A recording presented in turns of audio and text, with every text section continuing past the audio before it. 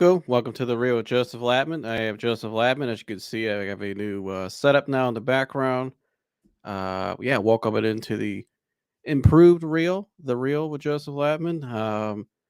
As you guys know, I've always said I'm gonna keep improving my setup here and just my show overall. So I want to give a big thank you to my mom and dad and my sister for helping put this together over the last week. And so yeah, here we are. Welcome back to the Real. If you're new here, like, subscribe, hit the share button or share this content for me. I always get that mixed up.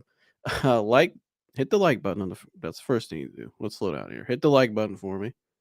Then I need you to hit the subscribe button if you haven't already, and I need you to share this content.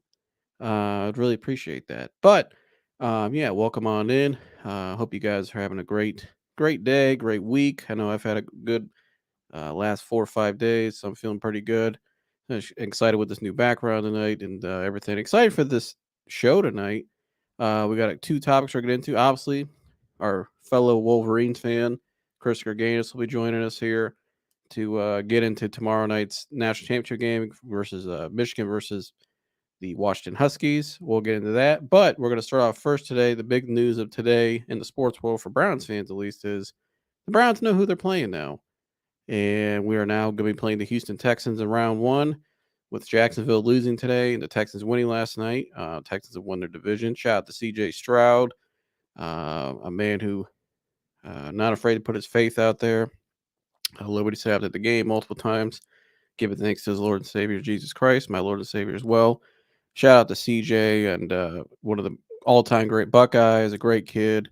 And so it's gonna be kind of weird but cool to go against him, and I'm proud of uh, yeah, well, I would say proud, but proud of CJ as a Buckeye fan and what he stands for. But not that I'm say, but I'm also excited for the game. Obviously, I like the Browns in the game still.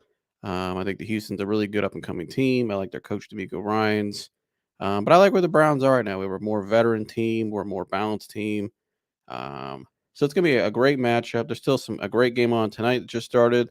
I got it right here to the left of me. You got the Bills versus the Dolphins, which also has implications on the Browns in the playoffs, because if the Browns take care of business this week, I don't know if the game's gonna be Saturday or Sunday or Monday, one of the, I don't know which one.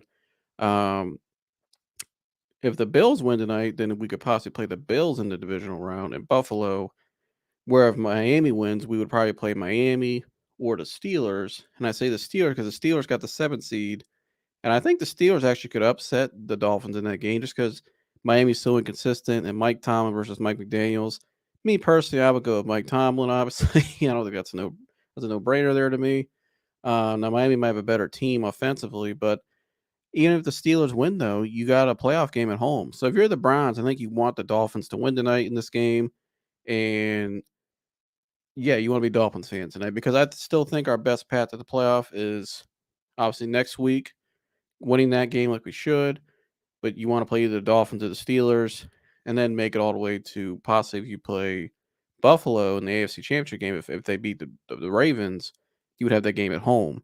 So, but either way, you're playing Buffalo or the Ravens either way. So, as long as you take care of business next week. But so a lot of interesting things going on right now around the league, even on the NFC side as well. I know the Bucks won their division today. Maybe Dan will join us tonight, our fellow Bucks fan. Um, we'll see what's going on over there.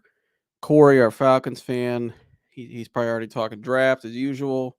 It's it's, if I'm an Atlanta fan, I'm probably hoping for Justin Fields to be available. Which is interesting now. The Bears had the 1st and the 9th pick. And if I'm the Bears, I would keep Justin Fields personally. I mean, if you want to draft quarterback, I would take Michael Penix personally. I am not taking Caleb Williams. I know Caleb Williams is a very talented player, but would I hand him the keys to my franchise? Probably not. That's just me. And so, but if I'm the Bears, though, I would actually keep the pick and would keep number 1 pick. I would take Justin Fields or keep Justin Fields and bring back. I would take Marvin Harrison Jr. Maybe at the 9th pick, get like a Chop Robinson or an edge rusher or something like that. To me, that's a lot more feasible for them to be more competitive long term. I mean, I think they won 8 games this year, I believe. So 7 or 8 games. they're not that far away. And you watch their team too down the stretch of the season. They're not that far away. They got a lot of good young pieces already. Be interested what to do with the head coaching job there, because I think Harbaugh after tomorrow night's game is definitely dipping and going to the Chargers. And it's be interesting to see what happens there with the Bears. I mean, I don't know. I mean, could Mike Vrabel go to the Bears? Maybe. I mean, Kevin Warren, the commissioner over there, or used to be the former commissioner of the Big Ten. He's the president of football operations over there. So there's a lot of connections there with the Big Ten guys. Bill Belichick might have coached his last game today as well. So there's going to be a lot of coaching carousel going on starting tomorrow, probably. So tomorrow's going to be and Tuesday especially is going to be a very busy day in the NFL with coaching hires, coaching firings, and all this stuff. So that's going to be interesting, especially if you're an Ohio State fan. I know there's been a rumor about Ryan Day to the Patriots. I think there is actually validity there, I believe, from what I've seen and heard. But will he actually go? Will they even actually hire him? I don't know. To me, it's still a big if. I could see them. I could see them going after Mike Vrabel. To be honest with you, I think that's a match made in heaven. If I'm the Commanders, another team, I would probably go Eric Bieniemy. But the Bears, that's gonna be a question. That's gonna be. Let me get my dad up here. Jersey, who is he's still the Bears is his second favorite team. Walter Payton was his favorite player growing up. So we'll see what he has to say. Dad, welcome right into the new and improved reel. The hot studio, looking good. Yeah. Yeah. Well, you're also a Bears fan as well. I like the Bears as well because you kind of just growing up, that was your second favorite team. So I like the Bears too. I like the Bucks as well. What do you think the Bears should do? Let's start there because we kind of. I mean that. Oh yeah. By the way, the Browns played the Bengals today. If anybody watched it, I didn't even bring it up. That's how bad. I didn't watch it. I think we lost. Doesn't matter. No, nobody played. Our practice squad guys are out there. Good for Kentucky. Hopefully they can get some offensive linemen to keep Joe Burrow healthy. But yeah, there was a game today, and that's all we got to say about that. We didn't watch it. So if Mike comes on later on, I know Mike watched me. He'll tell us. But I know David Bell had 2 touchdowns, had a solid game. So good for David Bell. I like David, but what do you think the Bears should do? We'll start there. Should they? I would keep Fields, but I think we're kind of in agreement on that. Well, I keep Fields because you said what, they're the 9th pick. Where are they picking at? First and the 9th. Yeah, I mean, the first quarterback should be Penix. But if you got the first pick and you don't need a quarterback, just think what you can get out of that pick now. You know what I mean? To help your team, and you're barely outside the playoffs. So, no, if there was a once in a generation quarterback coming out that you knew for sure, then you might question getting rid of Fields. But I think Fields has played good enough under different coaches, and just hasn't had a really good team around himself. I think Fields is an unbelievable talent. I think there's a ton of upside there. I think if he's properly coached and has the right team around him, you can win a ton of games. So no, I don't get rid of Fields. I re-signed Fields and I trade that pick away. So you would trade the first pick because I would actually keep it, just take Marv. Well, if they want to pay him that kind of money. Well, I mean, you're going to pay him anyways, regardless. But he's too good of a damn receiver prospect. They need a receiver for Fields, and that's the perfect one, obviously, with Ohio State and everything, the connections with Ryan Day. I would take him. But you could probably drop down a few spots, let somebody else take the quarterback, and then. Yeah, I mean, you could. I mean, as long as you can guarantee you can get him, then I would do it. I would trade. That's got to be your guy. So if you're keeping Fields. But if I'm the Bears, I'm keeping Fields. My main priority is getting Marvin Harrison by any means necessary. Oh,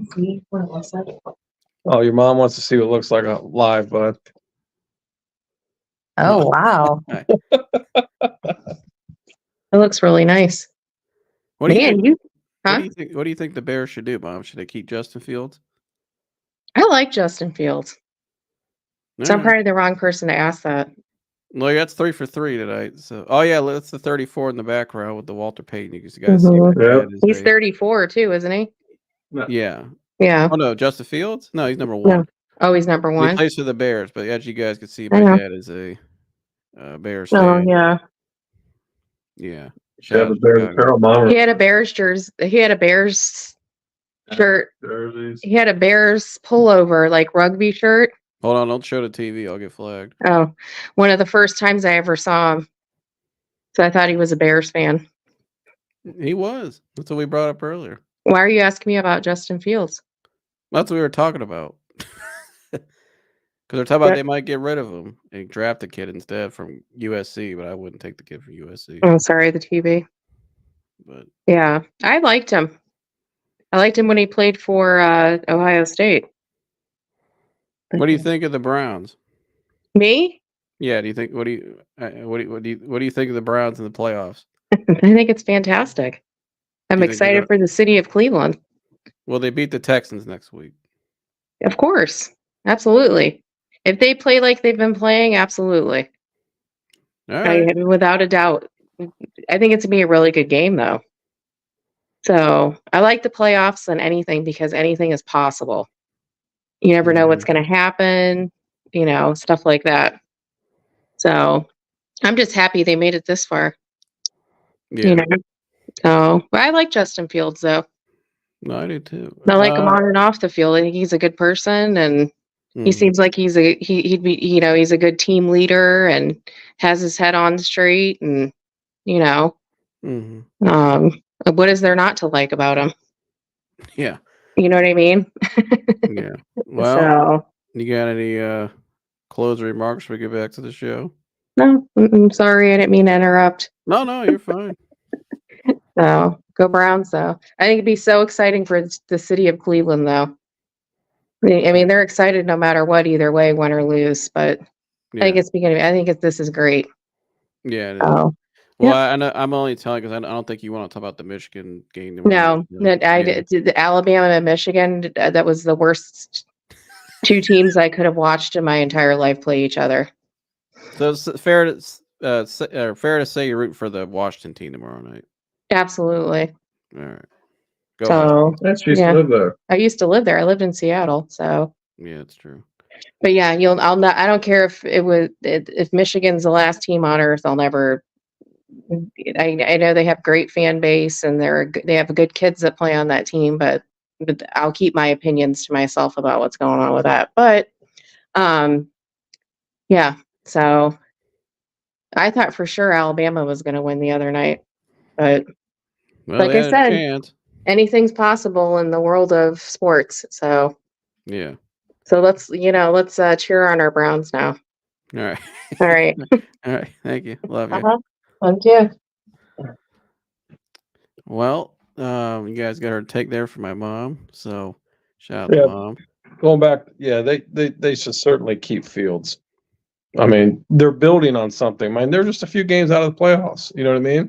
Mm-hmm. He was hurt. He missed. He missed some games. The defenses. They finally got a defense now. I mean, you've built. That'd be crazy to change it. They got to add to that team. They need to take what they have and add to it, not change out your quarterback. That'd be crazy. Yeah. So going to the draft though, real quick. I wish Mike was up here because Mike's been all over the draft like me. But I would take Michael Penix from what I've seen. I think that game I saw last week, and I think he'll play well tomorrow, win or lose. I would take that guy first overall. Just what I've seen from him, his talent, the size, the accuracy, the gamesmanship, the baller. He's just a baller. I would take him first if I had to get a quarterback. I think Drake May's really good too. I think just some other good, you still got what's the other kid? Jaden Daniels, who isn't bad. Just a good quarterback, but Caleb Williams is obviously the one the media wants. Has been pushing a lot. He is very talented, but I just would not take him. Would you take him if you were the GM of the franchise? Would you take Caleb Williams? No, I would never take him. I don't even know if I'd take him in the 6th round. I don't like his character. I don't like the guys. Never look at where they're at. I mean, if he was that kind of leader, which is what you need from a quarterback, they wouldn't be. Look where Michael Penix is in the Pac-12. Look where he's at. You know what I mean? Now, yeah, Washington has a better team, but if you take Penix off that team, Washington's like a completely different team. You put Penix on USC, I bet you they win a lot more games. So I'm not a fan of Caleb Williams. I think he's just a terrible leader. He just doesn't have it. I don't care how talented he is. How many guys you've seen that are talented, but they're just there's lots of guys with talent, but they don't have that the most important part. And so, what I've seen out of Penix in the games I've watched out of Penix, number one, he's played 4 years college football. So he played 3 years Big Ten. Now he went out to Washington. 4 years, right? Is he a fifth year senior? Oh no, he played a long time. Well, he got injured. He had a big he was played when Fields played Indiana. He was the quarterback. I don't know if did he lose like during COVID or whatever. Did he gain a year? I don't know. I think he got extra year because everybody during COVID got that extra year eligibility. Yeah, but he also got hurt too, so he might have had a medical waiver or flyer, whatever it's called, because he got injured. And so, yeah, but he spent a lot of time in the Big Ten and Indiana. Then he took that leap out there, which has paid off for him. But I don't think it's. That's not even close. The talent too. Did you see some of the? I mean, Mike and I showed the throw he made in that game the other day. That he threw it off his back foot with the guy in his face and just turned away and looked. I mean, the guy is extremely talented and he's bigger than Caleb Williams too. And which is a big.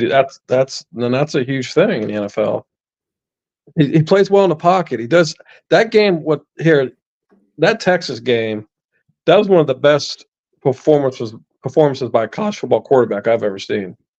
He reminded me of watching Deshaun at Clemson, and he was like a little Deshaun and like a little bit of I don't know. He just kind of reminded me of Watson. Watching Watson at Clemson, just that kind of taller quarter. He was athletic and run a little bit, but a big arm.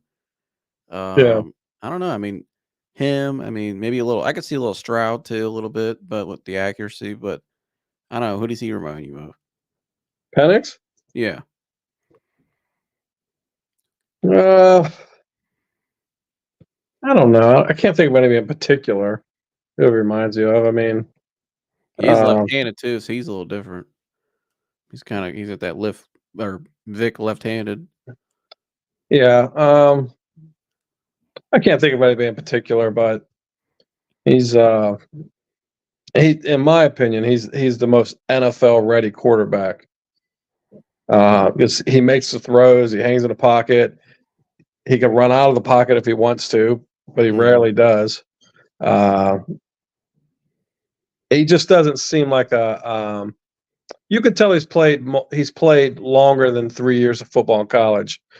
I mean, he's definitely like I said, he's the most NFL ready quarterback, and it shows on the field. The throws that he's able to make, the ball placement, the timing of the throws.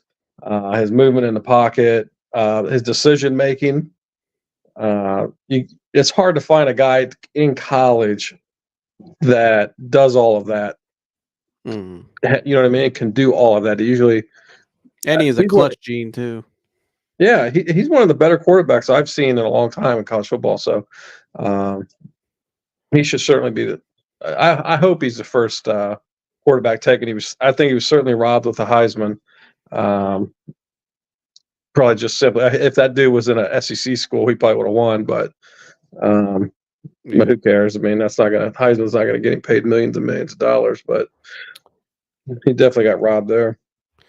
Well, somebody that's gonna be thinking about Michael Penix a lot tonight when he's sleeping tonight. Tomorrow is this guy right here, Chris. I've had about enough of that Michael Penix talk. Yeah, I like JJ McCarthy too, dude. JJ McCarthy, I think has it. I mean, I think he has it to be a pro football player, pro quarterback. He could have been a Buckeye. I just love his. And I told Joseph this last year. Joseph, I've kind of went back and forth about this. I mean, I've been a McCarthy fan since he's been playing. I just think he has that confidence, that swag. I like his need to- intangibles, but I think from a quarterback play, he needs another year. yeah, he's got to improve as far as. But he has But he has the mindset. the leadership. Yeah. He has those things that you can't teach a guy. You know what I mean? So I'm a fan of McCarthy, but Penix is I don't know how anybody can argue there's a better quarterback in college football. Yeah, not right now. I mean, that talent is. But it's gonna be a hell of a game tomorrow. Yeah. Chris, welcome on into the new and improved reel. You can see here. Yeah, look at that. Lions colors. Yeah, yeah. Well, yeah, we'll get into them too in a little bit. We'll go to the NFL last, but we'll start here in college, Chris. Tomorrow night, the big game. Everybody's excited. I know I'm excited. I think it's gonna be a hell of a matchup. You got two great teams, the two most consistent teams, probably most complete teams all year, and probably definitely the two most well coached teams all year. What's your what are you looking forward to tomorrow night, and what do you see happening? Well, I'm looking forward to Michigan, hosting that trophy. It's been far too long, but I mean, here Penix is definitely the best quarterback in college football. I think that dude's legit. He throws wide receivers open. His ball placement is great. He's definitely a good quarterback. I just feel like here the best off defense for him is our offense, and I think we're just going to run the ball down their throat. I see us. I think I told you guys I see a 35-20 game. Michigan scoring a late touchdown to go up two tutties. But I just don't see Washington stopping us, our offense. Yeah, it's going to come down to the run game because Washington has great corners. They got NFL corners out there, and they got definitely great receivers on their side. Yeah, and a great running back, and their O-line's pretty good. Offensively, they're really good. They can move the ball up down the field. Of course, yeah, absolutely. It's going to come down to that run game. Now they got some guys on their D-line, and Braylon Trice is going to be a high pick. He's really good. They got some bigger D tackles. They got the Zion kid. So they got some guys, but I definitely think that interior for Michigan, even with Zen or out though, but Drake Nugent, who I said all year the best center in the country, it's going to be a 10-year NFL pro. Him with the Quorum's such a hard runner. Doesn't have all the moves, but he's just a straight downhill runner, just a great football player. Dad, what do you see tomorrow night in that game? I mean, at some point you got to think experience is going to matter. I think both teams are experienced, to be honest with you. Well, I'm talking about. I think that's why it shouldn't be a shock really winning. that both teams are here. You know what I mean? Like, I think both teams are experienced. I think both teams are well coached. I don't know if you can ask for a better matchup than tomorrow night. No, it's a great matchup. I They're think similar in a lot of ways. I think Michigan has. I mean, like I've been saying, that they're playing football the way it's supposed to be played. They're playing like kids. Mm-hmm. Yeah, I mean, and that's hard to come by. That's like lightning in a bottle to catch that. They're playing that way. I think Washington all around is an all-around better team.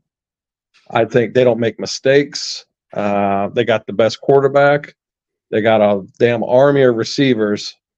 That's going to be. Michigan's not faced anything like that. Nothing like that yet. So that's the thing you got to worry about. Chris is having. I think it's going to come down to turnovers, time of possession. If neither team turns the ball over, whoever has time of possession wins that game. I agree. I think it's going to be a challenge for Michigan to get the ball back in the offense's hands. That when you're going against a quarterback that good, that's you don't see that in college football. And you've seen it time after time. We get big time quarterbacks in college football, man. They can just win games all by themselves. So I think it's going to be a close game. Well, here I really don't know. I don't know who's going to win. I think McCarthy has played better than he did last week as the complete game. He played well in the fourth quarter. I thought the first 3 quarters he was so-so. Yeah. But I think he has played great. And I think your tight end, he has to be the X factor tomorrow night, I think the tight end, what's his name? I can't always forget his Colston name. Loveland. Colston Loveland, who's actually a great, really good tight end, a great athlete. Yeah. I think he needs to have a big game tomorrow night. Let's see here. Someone said Joe Mannix. Shout out to Joe Mannix. We will play on Saturday. So we are playing Saturday. That just came out. Breaking news. Browns will be playing the Texans on Saturday. I'll see what time. But I'll throw out a question to you guys, or to you, Chris. Because you said about playing keep away basically with your run game. But if they take the run game away, because you never know. I mean, as the game goes on, do you trust McCarthy and those receivers against those corners to make the plays needed to win the game? Well, I think that here, I mean, Michigan, especially under Harbaugh, has always been the run, and you really haven't trusted a quarterback, like the Cade McNamara's of the world and stuff like that. But I do trust him way more than I've trusted a Michigan quarterback in a very long time. I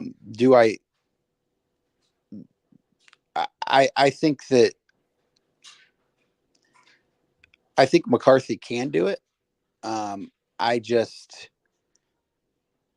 don't really. I don't see it being why we win the game, or how we win the game. I think that it's going to be a lot of run, play action, run, play action. I don't see us. I don't see. I think if McCarthy has to throw the ball 30 times, we're not going to win the game. Yeah, that's my only concern, because if Washington's able to do that, and with their offense, that's where the game can get tricky. Because we haven't seen Michigan play against they haven't played against a quarterback and receiver duo. They play against Marvin Harrison, obviously, but Washington probably is the best receiving core in the entire country, because outside of Marv here at Ohio State, it's been a lot of inconsistencies. So the other dudes are a lot more consistent for them. You got Roman Dunze, who's probably going to be the second receiver taken off the board in the draft. And you playing against a quarterback like Penix did. I mean, what do you think there? What Chris is saying? No, I think he's right. If they can't sustain a run game, they have no chance. I don't think, unless Washington screws up and turns the ball over. I don't care it's going to come down to turnovers, time possession. I think it's going to come down to Michigan's ticket is running. That's who they are. That's their identity. Is just punch you in the mouth and run the ball, and I love that. But I'm with Gergs. If they can't do that, then the ball is going to be in Penix's hand a lot, and he's going to be whipping that son of a bitch all over the place. And they haven't seen anything like that. Now, do I think that Penix hasn't seen a defense like Michigan's all year? I do. I think that, but I still really think that Penix is a really good quarterback. So I think that, I think that he'll do fine against our defense. Now, do I think that he's going to throw for 400 like he did against Texas? Probably not. At least he better not. But I think that he still is going to have one of those 2 touchdown, maybe eclipse 300 yards type of game still. But I think he's going to have to score quick and fast and stretch the field. I don't think that I think that we'll eventually wear them down. I think it's just going to be a lot of a run, play action, and I think that, like we have with every team, including Bama, I think that by the fourth quarter, they're just not going to have anything left. I don't know. It's interesting because they can run the ball too with Dylan Johnson, and their O-line's pretty good. So it's like, what if they start doing the same thing to Michigan? Because I think that the key for Washington is, like you said, make them to the point where JJ has to throw 30+ more times, and that's how they got to get that game to that point. And so, like you said, if you're Michigan, your bread and butter for the last 3 years has been running the ball, and just wearing teams down. So it's going to be interesting. So you say 35-20. with a late late Michigan touchdown. 3-4 minute left Michigan touchdown. Yep. This one's tough. I'm going to say I think it's going to be. I just think Washington's receivers and corners and quarterback is why they might make a play at the end in the fourth quarter. Those plays in the fourth quarter. But I think it's going to be a really tight game because Michigan's not a team that's just going to walk away or go down. You're not just going to put them out of the game or anything like that. They're too damn good of a team. But I would say Washington 35, Michigan 27. Dad? I think if you look what Alabama put up on Michigan, I think Washington's going to put more up on them. I mean, Alabama's offensive line was bad. The center could not snap the ball. Quarterback can't really throw the ball downfield consistently. I They didn't really have any receivers either. I just don't. I'd be shocked if Washington only able to put up 20 points. The other thing that Washington has in their favor is they've been through the gauntlet. They've been battle tested all season. Where Michigan had that, they played Alabama, but really, I don't even think they were tested in the Ohio State game. I mean, I think they just knew the whole damn time they're going to win that game. If anything, they probably played down a little bit, but as shitty as we were, but. Washington's been. I mean, they've been battle tested, man. They played. That was the best conference this year. They beat Oregon twice. I mean, that makes a difference. So there's a lot of things in their favor, things in Michigan's favor. I don't know. It's a game I'd never bet on. I just don't know. It's just going to come down to turnovers, time of possession. Yeah, it's gonna be turnovers to me and third down. Whoever converts the most third downs, I think will win the game. Oh yeah, I think well, here call it that. You could say that because that gives you time of possession. So turnovers and winning third down. Yeah, I think that's what it's gonna come down to that, and no special teams blunders. Can't have that this week. Ain't that the truth? Yeah, because Washington. I mean, that's not a team you want to make any mistakes against because. They don't really make mistakes. Every time I watch them this year, and I've watched them a good amount, they just don't really. This game is an interception fest. It is. This is garbage. They're just 3 throwing picks it in the up. first quarter. Yeah, it's looking like the Browns and Ravens, folks. But anyways, no, I agree.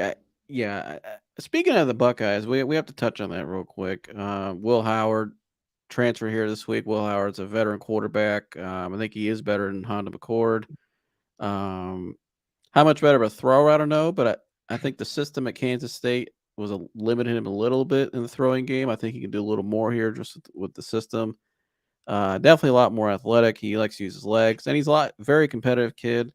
And you saw it when his statement the other day. I like what he said. I don't think it's a slam dunk though. He's the starting quarterback. I think if people paid attention to college football the last 2-3 years, this has gone on. Even last year, Alabama did the same thing. They brought in competition, an older veteran guy from Notre Dame for Miller to compete with Milroe. Milroe still won the job. Ole Miss did the same thing with Jackson Dart. Jackson Dart still got the job. I think it's good to have competition. The best program should have competition. So I think it's a good move. I think Ryan Day, though, he needs to really clean out his offensive coaching staff. I think that's his biggest problem right now. Brown or Howard, I think the team overall next year looks good. I think they actually have a deeper team next year and a lot more just newer faces, and they got some veterans coming back. So, Dad, what did you think of Ohio State this week, and what do you think going forward? You know what? I'm so disgusted with that program right now. I'll worry about it next year. Yeah, I mean, yeah, I pay attention. I just don't. I'm just not. I don't know. I'm just not sold on Ryan. I'm not sold. It's just terrible. It's like I told you today, we were in a car. You know, Harbaugh was right. Ryan Day was born on third base. You know what I mean? And he had the best program gifted to him, and has now just got, just obliterated, punched in the face repeatedly for 4 or 5 years now. And now as a wake up call, hey, you've ruined our program, dude. We're no longer the class of the Big Ten, and we're not even really respected across the country anymore. So we can't even beat Missouri. So I don't. I think it's more just personnel. There's just serious coaching failures, and it all starts with him. Yeah, I don't think it's much the personnel issue because they recruit the best players in the country. They're I just would not. just like to see him gone. I hope he goes to the NFL. I would rather bring in a I new just coach don't know and start what over. NFL. I just don't know what an NFL franchise would want to give him. Much like Caleb Williams. I mean, it's just like, all right, but Well, you. I mean, he was gifted an Ohio State program that, and he's won nothing. here's the difference, though. Nick Saban couldn't win in the NFL. I think certain guys are built for the NFL, some are built for college. I think Ryan Day is built for pro, and the reason I say that is I think Ryan Day is a good football mind, You can't and develop. he can operate an offense, but when you have 18, 19, 20, 21-year-olds, you have to get them up every week, every day. You got to keep them locked in and focused on the task at hand. Pros, you don't have to do that. And I think that's where Ryan Day struggles. I don't think he's a guy that that just gets the guys all fired up. I don't think he's that guy. I think he's probably a good manager. He can manage other coaches.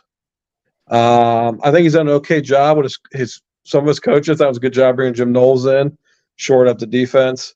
I think he'd be better suited as a pro quarterback or pro coach because he doesn't have to coach the players. I don't think he can coach college players. And when I mean, you got to get them up. You got to get these young kids up. I mean, they're so distracted with everything else. You know what I mean? It's like that's why some more culture. You have to drive a culture. You have to do all. Where in the Yeah. NFL, if you put him in New England as the head coach and he hires a defensive coordinator like what just fancy dude with shorts, somebody like that, and he's got he's a young great team, football mind. Yeah, he could run a great scheme. I'm not, and he's been in the NFL for years before this, so he's already been in the pros already. You got to have a lot of fire to be a college coach. That's how you're gonna. And like you look at like I told you, Harbaugh has created the new standard now as far as how to coach this generation of younger guys. Mhm. It's like he's somehow. I mean, what is Harbaugh? Late 50s, 60s? Yeah, he you might guys be. have been He more might than be early 60s. Early 60s.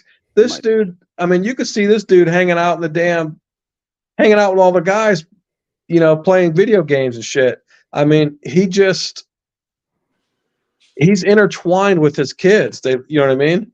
Mhm. Ryan Day just can't do that. He's just not one of those dudes. So, I and see him as an offensive coordinator at best. I honestly, I see him as a pro coach. I mean, Here, if Matt Nagy can get a job as a pro Chris, coach, Ryan Day should Chris, look at get some of these guys in the NFL. Look at some of these guys. Look at this idiot that's coaching Miami right now. You telling me Ryan Day can't do a better job than this clown? Yeah, Ryan Day, he's not going to get cold. I know that. Mike McDaniels. Look at some of these guys that are coaching in the NFL. It's the worst coaching in all of football. Yeah, it is. I'm just saying, Nick Saban was a horrible NFL coach. Yeah, I know. So some guys are good in the pros. Some are made for college. I think Ryan Day. New England's the perfect spot for him because they can sell that up there. Because nobody knows New England more than you and I because our family's up there. But we know how they are. They would love to have. They're very prideful about their community, as they should be, and like a lot of people. But they would love to have their guy there coaching them. And there's no expectations if he goes there. Look at Urban Meyer. He'll go and okay, so he goes to New England and drafts. They trade up from 3 to 1 with Chicago and they get They might get Michael Penix at 3. Or well, you would you Or what? think that What if Chicago takes Caleb Williams and Justin Fields available? They go get Fields and they get Chicago Marvin Harrison at 3rd. Chicago's keeping Fields, dude. I agree with you, but I'm just saying you never know. You know what I mean? You don't. I mean, just Dude, hypothetically. What if Chicago threw the money at Fields or at Ryan Day? Did you see that Fields will only cost Chicago next year actually less money than if they pick Caleb Williams or a quarterback in the top 10? Oh, I agree. It Here, cost him them and I less. said at the beginning of the show, Chicago should keep. I would keep Fields, and I would take Marvin Harrison. But Yeah, I'm just that's what I'm saying, saying. So we don't know you what they're going trade to down do. to 3. New Yeah. England drafts Caleb Williams or and then you got to think Washington drafts. No, Penix Caleb or Williams May. is not going to New England. I promise you that. No, he is New not. Englanders will not accept Caleb Williams. Well, Caleb I'm Williams just- is going to end up in Vegas. That's what Caleb Williams is going to end up with. Well, with possibly his college coach. I read that today that the Raiders want Harbaugh and Harbaugh wants JJ McCarthy. But I think That could be Harbaugh's true. going to the Chargers, though. I think that's a done deal. What if Harbaugh went to New England? I have no idea why Harbaugh I see would want to go to the JJ Chargers. McCarthy is a great fit for New England. That could be the move but I don't think JJ's coming out. Yeah, here if He's coming out. If Harbaugh goes Harbaugh out, comes here they're out, getting. He knows what's happening after this season. He's I getting the agree, hell out but of there. I don't know if he's for sure. I mean, I don't know. Number one, I don't know if he's a for sure first rounder. Which, if you're New England, I like that because if I'm New England, if I get the 3rd pick, I would take Marvin Harrison there if he got Ryan Day, and then Ryan likes JJ. I mean, he recruited him very hard. Still likes him. He could take him right there with the 2nd pick and with the 1st pick in the 2nd round. I've said this since I first started watching play. He's a great fit for New England, man. He's got the look. He's got the personality. I think would they bring in a bridge guy like Alex Smith did for Mahomes? Absolutely, because I think McCarthy would probably have to develop a little bit more for a year. But I wouldn't mind that. I would still take JJ over Caleb if I was drafting team just because I like JJ, and if I can coach him up, he'll be just fine because he has the mindset and his focus and his leadership. Right. And I actually read more about the kid this week about his struggle, with meditations and stuff. A lot of stuff I preach on my show. So I like McCarthy, man. And I just don't like the team he plays for. I wish he played for our team. But he's been coached. He's been coached. He's had great coaching. He's been coached by an NFL coach. Right. One of the best coaches in the world. And Harbaugh, I guarantee Harbaugh being an ex-quarterback takes pride in getting his quarterback ready for the NFL. Mm-hmm. You know what I mean? So I think McCarthy's going to be a good pro quarterback. I agree. Now, if Ryan Day does go, I say I'm pretty confident saying that Luke Fickell would be the first choice for Ohio State, and I think they would be. I like that. I think what Fickell's doing, I think he's kind of in a tough jam in Wisconsin, in my opinion. No, it's a good program. They're a solid team every year, but I just think they're gonna have a hard time with you got Nebraska by you, all this NIL stuff now, getting guys to go up to Wisconsin. It's gonna be tough with this new landscape. I think he probably wants to go somewhere where he has a lot more leverage and recruiting NIL, and although I think Ohio State needs to improve their NIL, but he can still recruit guys here. I think if he does go dead, I think Fickell would be the perfect choice. I think he does a lot of similar things to what Harbaugh does. Just he's very, and I know firsthand because I know guys that have been number one coaching with him now, but have been in his locker room. He's very likable. Players love him. They get up for him. He develops great. You saw I did at Cincinnati, all the talent they put out in the NFL too. Like, Sauce Gardner, guys like that. Our buddy Trey Tucker, who's had a nice year with the Raiders. Jerome Ford. You got Jerome Ford. I mean, they put out James Hudson. Desmond Ritter's playing pro Kobe football. Bryant. Yeah, James Hudson, the other kid out at Seattle, the linebacker, I think it's Seattle. Yeah, so anyways, I think Fickell will be perfect. I think the first go around at Ohio State, he was in a tough situation for first time with all that stuff that was going on. That wasn't really fair for him. I think now who he is now, what he's done, I think he'd be the perfect fit and hire. I think he is a perfect fit. He's an ex-Buckeye. He's from Ohio. He obviously can do his job well. You know, you look at what he did at Cincinnati. I think Wisconsin's just he's just it's kind of like he's just sitting there with the car running. He knows it's not permanent.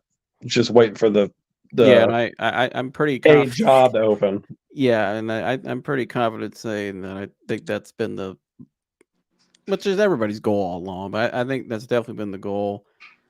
Personally, I don't think you and I still agree, and Chris, I know you agree with this too. I don't think Ryan Day probably makes it past 2025 here at Ohio State. I don't. No, And even if they play better next year and they win the Big Ten and beat Michigan, I just don't think he's going to last. I don't think his goal is even to be your long term. To be honest with you, people might think that's crazy because why he has the Ohio State job. I don't know. It just doesn't seem like a natural fit. I think that job, Columbus requires somebody from Ohio. The standards are so high, and the margin of error is just so little. I mean, to be able to, you got to really be passionate about it to put up with it. Like I remember when Urban Meyer was here, just the comments he would make. He'd make comments sometimes about, you can never lose. You can't make a mistake. You can't. You know what I mean? Mm-hmm. And I think Ryan Day probably, first couple of years was the honeymoon. Well, now he's lost 3 years in a row and he hasn't won a big game. I mean, we beat Clemson in that one game, but the honeymoon's over, and now he's seeing like, holy shit! Everywhere I turn my head, I'm getting ridiculed. The pressure, he's just feeling the pressure. And I think you got to really love the program, and to coach in Columbus, and he's just not the dude. So Fickle would be perfect. He would recruit well. He has the credibility in Ohio. I think he's a great fit. I mean, it's a huge upgrade versus what we have now. Yeah, I know, Chris. I know you like Fickle. You mentioned on the show before. What do you think Michigan does? Chris, you think they just go with Sharon Moore as the head coach? Oh, absolutely. Yeah. Yeah. Yeah. Yeah, to mention, I saw the schedules next year too. You were right about Michigan's schedule. They got a gauntlet next year. Oh yeah. I have. Yeah. I'm pretty sure that everyone hates Michigan. I don't know if that's a punishment or. Oh my god. I don't know, because that stuff's gonna still go down too in about a month. I don't know. That's gonna be interesting, but yeah, my gosh, the schedule difference is insane. You know what though? I love that though. Like Georgia and Alabama were playing early in the season. Oh yeah, it's great for the fans, but I'm saying if you're Michigan, though, that's a team. That's a gauntlet of a schedule. It's about damn time these big programs are playing big games early in the season. It's just a shame that Alabama wasn't, Georgia wasn't, or Michigan didn't play anybody this year. I mean, that's what the fans want. You know what I mean? And it's just great. Like I heard, I think it was like a month ago, every hotel within Tuscaloosa is within something like a 30 or 40-mile radius is booked up for that game next year already. Oh yeah, I heard that too. And it's just awesome. You know what I mean? But it's great that they're playing earlier in the year. So I like that. I mean, I think you're a premier program, you better be playing premier schools. That is, Southern Chattanooga or freaking Akron U or who, it's crazy. And I get, they got ties to these schools. They want to throw them a bone so they get some money. I get that. You know what I mean? Mm-hmm. That's probably why I saw Alabama play Kent State one year. Saban's throwing a bone to his alma mater. But, that's not what the fans want. So I think it's better. Yeah. Well, moving on to the NFL now. Wild card weekend. The schedule has come out. The Browns will play at 4:30 Saturday on NBC at Texas. 4:30. Yeah. The night game, Chris, on Peacock exclusively, will be the Rams at the Lions at 8:15 on Saturday night. Sunday, you got the Steelers. I'm gonna have to get Peacock. Yeah. Sunday, you got the Steelers versus the winner of tonight's game. Right now, Miami's up 7-0 with 7 minutes left. So, as Browns fans, we want Miami to win. Well, no, if Miami wins, then the Steelers play the Chiefs.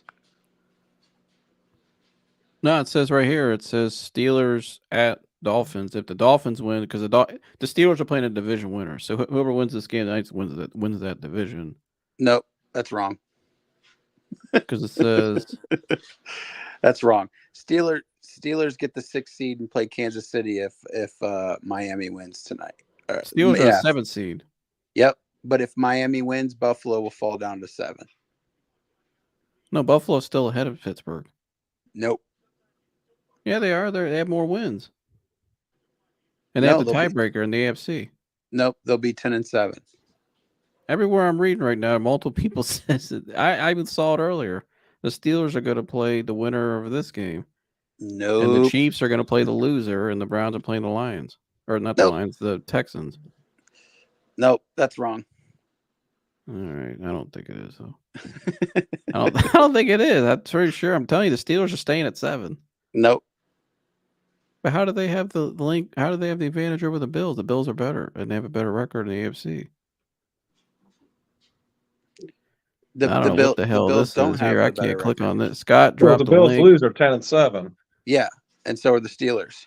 Yeah, but the Bills have the tiebreaker for the 6th spot. How? Because they have a better record in the conference.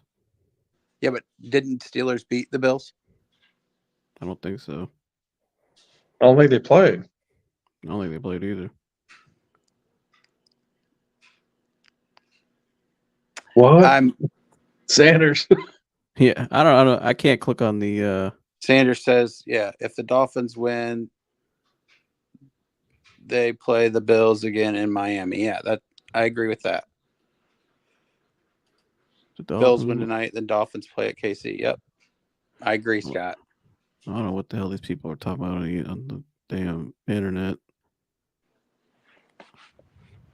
Listen, this is the real exclusive, dude. I don't know. The night game, what's up. Monday night, Eagles at Buccaneers, 8:15. Talk about a yawner. Talk about a yawn. That should have been the Saturday game. They should have put that on like the Peacock exclusive. Nobody want to watch that shit. Yeah. I think Dan and my grandmother, and Connie, would be the only people watching that game.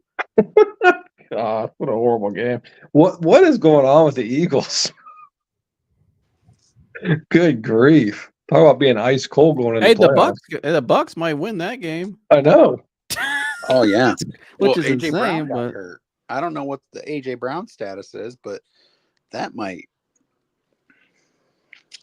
Whoa. Whoa. I don't know. Scott, I'm gonna put the link down for if you want to join.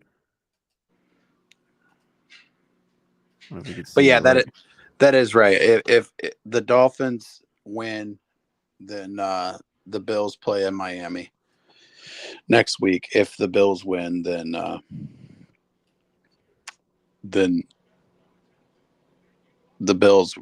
Pittsburgh will play the Bills. Yeah, I don't know what the hell these people on Twitter are talking about. They keep saying that the loser, what I put out, or laid out. I don't know.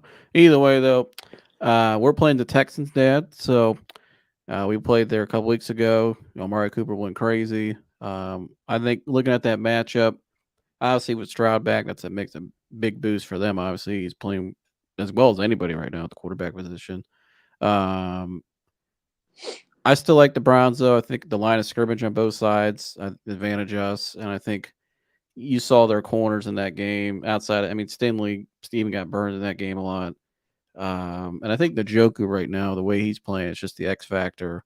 I think the line of scrimmage, and then just kind of their defense is their corners again. With Flacco's arm, I don't know. I like the Browns in this game. What do you think? Oh yeah, of course I like the Browns in the game. I think Flacco's just that. Flacco's just that experience level. To win a Super Bowl, he's not going to be. He's just such a comfortable guy. He's not going to be rattled, and I think that's going to, the other guys will pick up on that, and it'll be a good game. But I think the Browns are going to win that game. I think they'll. I think just having Flacco's the difference. I believe. I love Stroud, obviously, but you know, somebody's in your damn face nonstop. You're not going to be able to get the ball off. So. Yeah, I think we have a lot more experience on our team with the guys you brought in the offseason, veteran guys. We have guys that won Super Bowls on our team. They're a very young team all across the board. Chris, what do you think as an outsider? What do you like about this game? I actually think that's going to be one of the best games of the weekend. I think Cleveland probably gets it done. But again, it wouldn't shock me if it's just how good CJ Stroud's going to be. I mean, is he going to? He's something else. I mean, I actually think he's improved so much since college. I mean, he's just his first pass yesterday to Nico Collins was just beautiful. And yeah, I mean, I think the Browns win, but I think it's going to be a good competitive game. Dad, what do you think about the run game for the Browns? Last time we saw them full speed versus the Jets, it looked a lot better. Do you think they'll be able to run the ball? Because I think Jonathan Taylor ran for almost 175 yards last night. And if the dude didn't drop the ball, Minshew kind of threw behind him. I thought the Colts kind of gave away a lot of opportunities with open passes. That Minshew overshot some guys. In that last throw, people blame the guy for saying he dropped it, but I thought the ball was too behind him for that kind of route he was running. He's trying to move forward. His momentum was not backwards. By the way, I heard people saying 3 weeks ago that they would still take Minshew over Joe Flacco. I wonder if they would say that now. After watching that game last night, I would not take Minshew over Joe Flacco personally, but that's just me. But what do you think about our running game? Do you think we'll be able to run the ball a lot more effectively in this playoff? Because I think that's going to be key for us the whole playoff run. Yeah, because of the threat of the pass. So, I mean, look what Jonathan Taylor did, and you got Gardner Minshew throwing the ball around. I mean, the Browns are certainly much more of a threat in the passing game, especially with Njoku, like you said, that threat. So it just makes it harder on the defense. So it'll open up the run game for them even more. So I'd like to see Strong running the ball more. I just think he's just more of an elusive runner, hits a hole faster. But I think they'll be able to run the ball. I mean, you got to be able to run the ball in the playoffs. I mean, if you can't run the ball, you're going to be short lived. So Houston actually is before last night was one of the better run defensives in the NFL. They were like allowing like 2.2 yards a carry, a rush, but then Jonathan Taylor, just wanted to laugh at me because he sucked all year in my fantasy league and decides to wait till everything's over to do something, run for 175 yards. It's like, where was that 2 weeks ago? Yeah, he was on my team too. We got the best of him his rookie year. Yeah, I had yeah. I remember when I took him, I had him because I knew all the college guys, and because I drafted him in the second round, and then I took Jamar Chase. I took Tom Brady. I had Chase as a rookie. I had another rookie too. Who's the other young receiver? I had another. Jalen Waddle. I took him. I had all these guys because I knew they were gonna be good because I watched them in college. Yeah, I remember that. But yeah, I don't know. It's gonna be interesting. I think too the guy that I'm interested in. I think that can wreck the game. And Dad, I know he's your favorite player. Is JOK. I think him roaming that field in the middle of roaming the field. His ability to blitz the quarterback, his ability in coverage at times. He's just a miss all over the field. I think he has the chance to probably be the guy to wreck that game because it's just versatility. I think in that matchup with their O-line, with our front applying pressure like that, if Stroud's trying to escape pocket or anything like that, I could see JOK coming in, maybe get a couple sacks or maybe in a pick even, to be honest with you. Yeah, it's probably gonna be a little hot too, getting snubbed on a Pro Bowl. So, Which is insane. What do you think of that? Him getting snubbed on the Pro Bowl?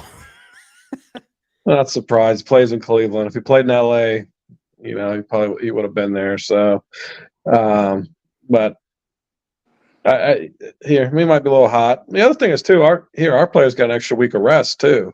Mm-hmm. So that can make a difference too in that game. But yeah, here I think Cormo is going to be. That dude's gonna be all over the damn place. He's been like that all year, but you know, you might see him go in an extra gear. Is And Hopkins going to be back? Yeah. Okay. Yeah. so yeah, that's the other thing. Who we going to have? Who's going to be back? Well, I think You know what I mean? I think Tillman got hurt in the game today, which kind of goes to my next point, which I said it. Mike and I talked about it on the show earlier in the week, and for the last 2 weeks now, if I'm the Browns, I'm calling Jarvis tonight. Well, I mean, I don't. I think they probably should pick up a receiver. I mean, I if think that's you owe it to Joe Flacco to go out and get him a guy that you can plug and play right now at this point. I think Jarvis makes the most sense. And Bernie saw him a couple weeks or about a month ago and said he looks great. He stayed in shape all year. I don't think it's going to, I mean, like I got in an argument with a guy today in a live chat. He was trying to say that it's harder for a receiver to come off the couch than a quarterback when I told him the quarterback's the hardest position in all sports and all the chemistry that goes into it. When you're a guy like Jarvis, as long as you're in shape, which he stayed in shape, and he knows the system, obviously, he's just going to come in and run a couple drag routes here and there, block, and just you need to convert a couple third downs here, and that's about it. Maybe in the red zone, use him. What was your Andrew Berry? Would you give him a call at least? I mean, would you? I mean, I hell think you yeah. got What do you got to lose? I don't. I'm a little worried about. That's my only concern about this team going in the playoff is the receiver outside of Amari and Elijah, and you got David, who I consider a receiver as well. I mean, I hear people this week getting on Tillman like he needs to step up and he needs to get in the. I heard somebody on the TV say he needs to get in the film room more and needs to step his game up. I'm thinking, gee, you really don't understand football. The kid's a rookie. He's let me 19 ask you years this. old. He didn't play last year. He didn't play in the beginning of the year because they went with DPJ. But again, you shouldn't be banking your. You should be asking a 19-year-old rookie, a third rounder, didn't play football last year because he was injured. Hey, we need you to step up and be a guy. To me, I'm a little concerned about that. I would rather go out and get the more safety. The guy that gives you a little more insurance with Jarvis. I think you know what you're getting from him. Well, somebody, a veteran somewhere. A veteran. They got to get somebody. They have to. Yeah. So I mean, I don't know who. I don't know if he's the guy. I probably wouldn't mind seeing him without Odell Beckham. The biggest prima. I mean, gosh darn, those two together were like, it was horrible. All the yum and all that they did the whole time there. I mean, yeah, you might get more production out of him without Beckham here being a distraction. So either way, they got to get somebody, especially if Tillman's hurt. What if Cooper's heel starts to act up again? You gotta get someone. They're pretty thin there, so I don't know. I mean, who the hell knows? You gotta get somebody, Andrew. Come on now. You did a nice job this year, but we can't go in the playoffs with this. I mean, I think we need to make sure we got an extra piece, we can count on. But who do you guys like? Early score predictions. What do you see, Chris? You said score predictions? Yeah, early score predictions for this game. Who do you like? I'll take Cleveland 31-28. All right. I'll go Browns 34-21. Dad? Say Browns. I'm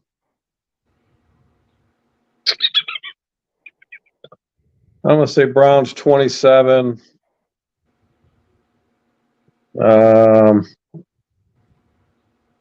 27, 21.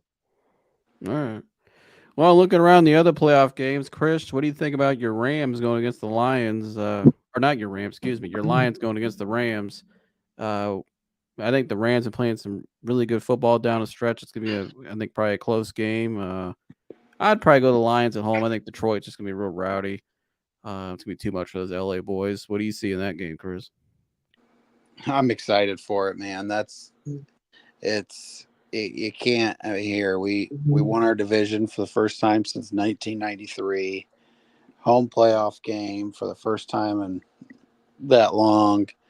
How awesome! How awesome! I mean, and it's fitting that the quarterback and the trade that pretty much got us the picks and that we were able to use and to get us here, and he's coming to town, and the golf with his old team and stuff like that. So the storylines are plenty.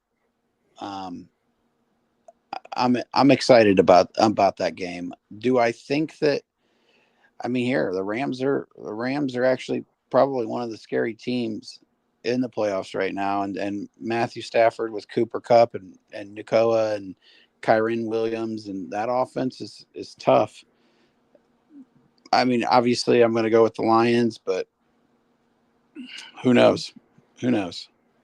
I'm just excited to host a playoff game. What do you like in that game, Day? You like the Lions or the Rams? I haven't got to watch the Lions this year, but I mean, the Rams are scary, man. They're hot right now. My gosh. I don't know. I guess I'd have to say. I mean, if the game was in LA, I'd take LA, but I'd probably go with the Rams or not the Rams, but the Lions. The Lions in a close one. But that Rams team right now, that offense is. I mean, yeah. Yeah, they're hot. So Who are some upsets you guys maybe see? I think the Chiefs. Who are the Chiefs going to play, Chris? This guy on Twitter effed it all up.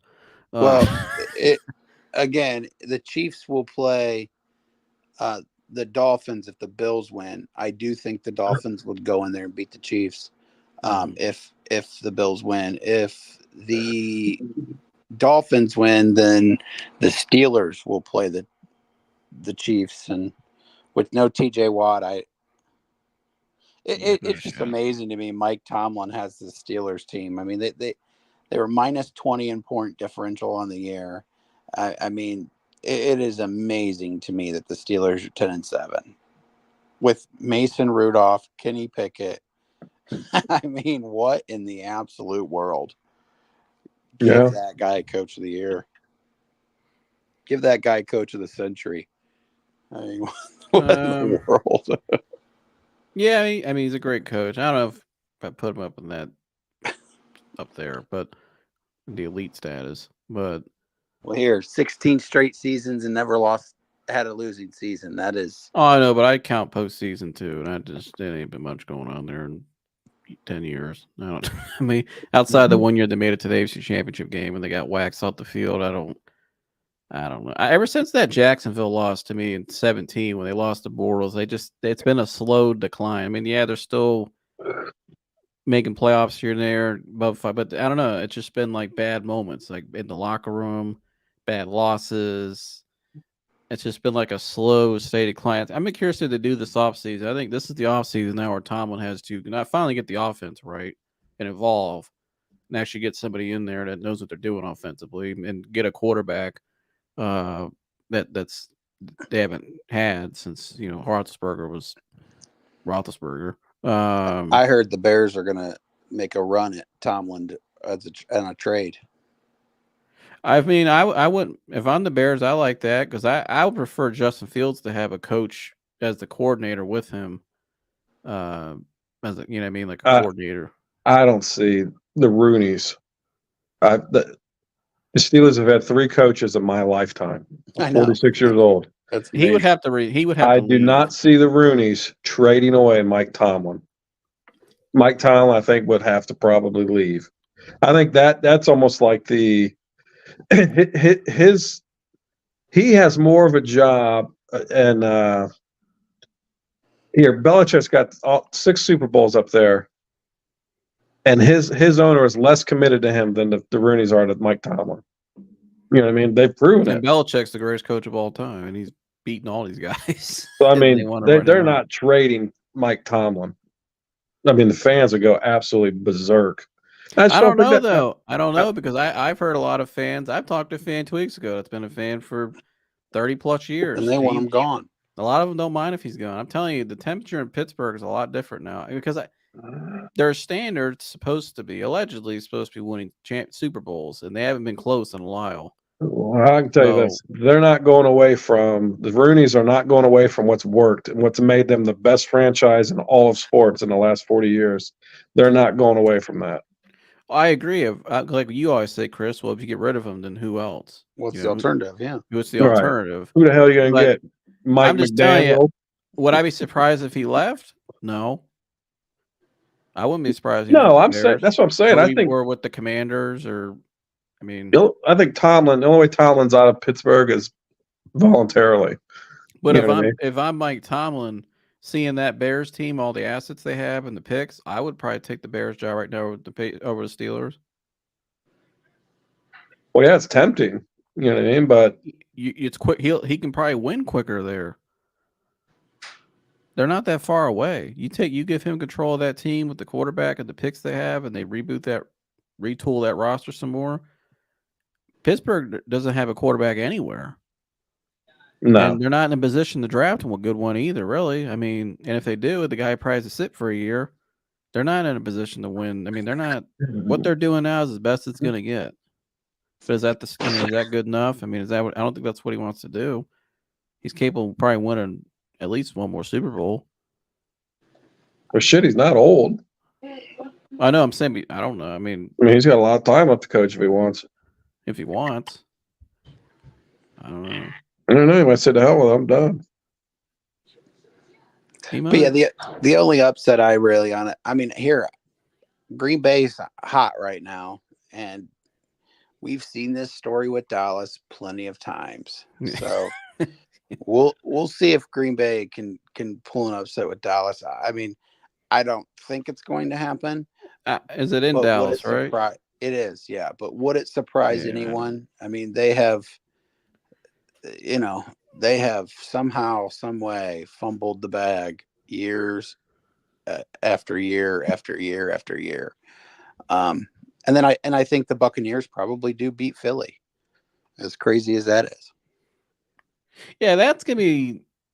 I mean, we said earlier it's a snooze fest, but that is an interesting game because I mean, who would ever thought we'd be picking the Bucs over the Eagles?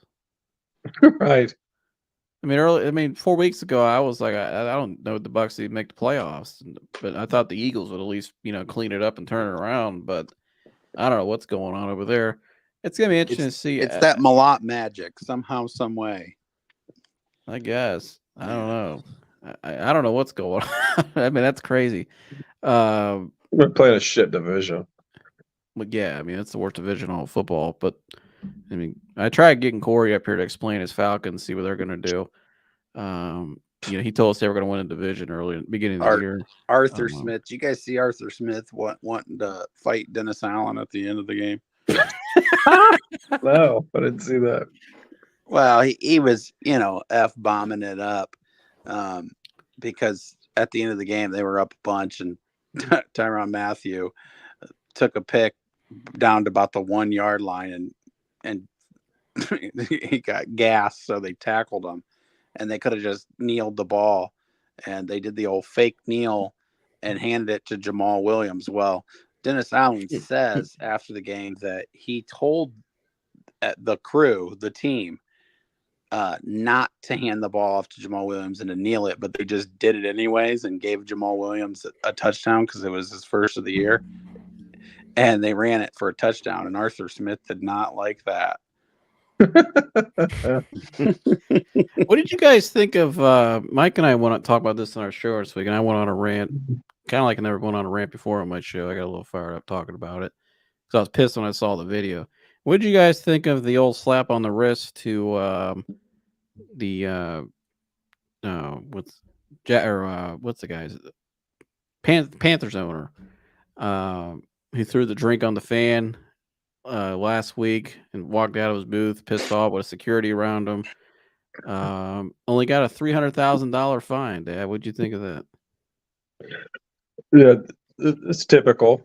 It's the NFL. It's how the owners are. I mean, these owners get away from everything. They get away with everything. I mean, I can go on. I mean, let's talk about Dan Snyder. Let's talk about Robert Kraft.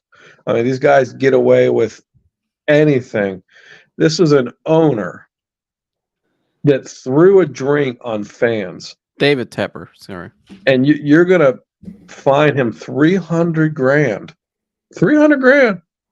That's all you're going to fine this guy. I mean, if you're going to fine him, if the whole point of fining someone is to make them feel it, you know what I mean? Mm-hmm. And I would, it was shame on that dude. You know who Roger Goodell works for? The I understand that, but it's here. I get again. It's just the same old bullshit. These owners, and these are just the things that we see. Can you imagine all of the shit that these owners do that we don't even know about, that they get away with? And then they, you know, like our quarterback, I really believe that's why that whole story was created, was to distract away from what was going on in Washington, in New England. You know, we got an owner in the NFL that is visiting massage parlors with children. You know what I mean? So and just swept on a rug. You know what I mean? It's. I'm not surprised. I'm not surprised at all. It's ridiculous, but it's the NFL. You know what I mean? So I can either shut the hell up, or quit watching it. You know what I mean? So we all sit and watch it, and that's what it is. It's just terrible that now you expect stupid shit from players, but now you have owners doing that. Well, and if players do things that aren't even on the magnitude of what goes on, these are the that's what I'm saying. It's blown out of proportion. It's the worst. You got people on TV crying. Like the one that always stood out to me was the the Celtics thing last summer, this 2022 with Udoka, that whole thing. Like it was blown out of like this. I mean, it was like the story of the summer on ESPN. Like, right? There was other stuff that came out week 4 about a certain owner, but no, I'll talk about that. But you know that story though, you have people on TV crying and all this fake shit. I mean, that's what it is. It's fake. Yeah, it's just weird. But and not only that too, like what's going on with Harbaugh even. It's at all levels, like with the NCAA, non-caring assholes of America, you know, what they're doing. I mean, with Harbaugh, it's just kind of odd. Like the way they're I mean, like we talked about, was there stuff going on? Yeah. Was it to like an operation? Yeah. But is he the only person doing it? Probably not. Hell no. So, but even like with Pat Fitzgerald, that whole thing was kind of odd. Anytime the Pat Fitzgerald thing is awful, and because they didn't want to pay him that money, he was getting ready to get paid. Absolute joke. Right. Anytime a guy is up for money to get paid, a coach or a play, this shit always happens. It just magically comes up. It's like I was listening to Kwame Brown today over on Ticket TV. Shout out Ticket TV. Kwame Brown was breaking down everything that happened to him when all those Wizards years, things that people never knew, but Stephen A. on all these other people for years put out this narrative. It was complete bullshit, and it was not even the truth at all of what really happened. But it was a narrative that was being pushed for a reason. It's just very odd, all this stuff, and that people, like you said, Dad, we give these guys a pass, and this guy literally threw a drink on people that are paying to come watch his shitty ass team that he put together play. Let me throw it's arrogant what he did, to throw a drink at people, the disrespect like that. Chris, I know you're from Detroit, Dad. I know you. If somebody threw a drink in your guys' face, it'd be a problem. They'd probably feel it after. Well, I mean, if it was, I wish he would have thrown it at me, 100%. Right. I mean, but he could walk out with his security, and the security can make sure nothing happens because he's protected, and he gets away with a $300,000 fine, which he can wipe his ass with. right.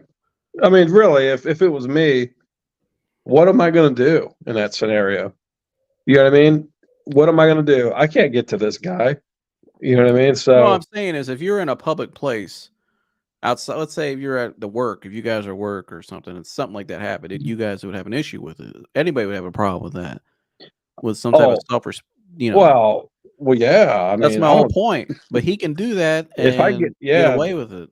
oh yeah, that'd be And how come that didn't have the media coverage that all these other, like the Ime Udoka story was talked about night and day at nauseum over something that was consensual on both sides? Not saying I don't agree with what he did morally, but I think what this guy did was worse. yeah, just the blatant, like, you peasants, almost going to throw my drink on you. Yeah, and it You know what I barely mean? got talked about this week. Yeah, here. Here, That what- dude. they know there's no couldn't make it. consequences. They don't That care. That dude couldn't make it in a showroom. I tell you that. Hell no. No, If he- I can tell if he you, yeah, got- because I can if- tell you this. I don't. I don't care who it is. I'm not saying who I work for now, or anything. I'm just saying if someone I ever worked for, even an employer, if the person that actually employs me and writes my check did that to me, I'm telling you, they would be punished. You know what I mean? I mean, and especially if I'm sitting there with my family. Now that's a different story. I'm sitting there, and all of a sudden a drink goes on my wife or my kids. So you paid your hard-earned money. Then I'll go absolutely out of my mind. You paid probably $40 for parking. You got overpriced at the concessions. You probably paid an overpriced ticket for a shitty game between two shitty teams, to be honest with you. Jacksonville stinks. That's who they were playing, and the Panthers are the worst team in football. You paid all that money for that, and then this guy does that, and he could just walk out and go home to his $1 million mansion and just live in comfort. Yeah, and these guys love their players. I get why the players are the way they are, and I get why. And you still get these people that still, NIL, it's ruining college football. And here, it might not be the best thing for college football. It's like free agency now, but these guys should be paid. And I'm all for the revenue sharing. You shouldn't have schools like Ohio State and Texas, the two schools that make the most money, knocking down $300 or $400 million a year, whatever the hell they make, maybe even more. And we'll give you a free education that costs us nothing. Get the hell out of here with that. You know what I mean? Yeah. Get out. I mean, it's just stupid. So, and I get it. I mean, these guys, they should get paid, even in college.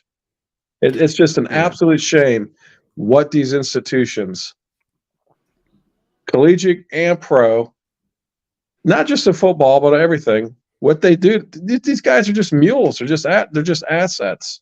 You know what I mean? And so now they're even doing it to their fans. It's just crazy. The hell with these guys. And they're all grimy. I just want to know what was said to him that made him do it.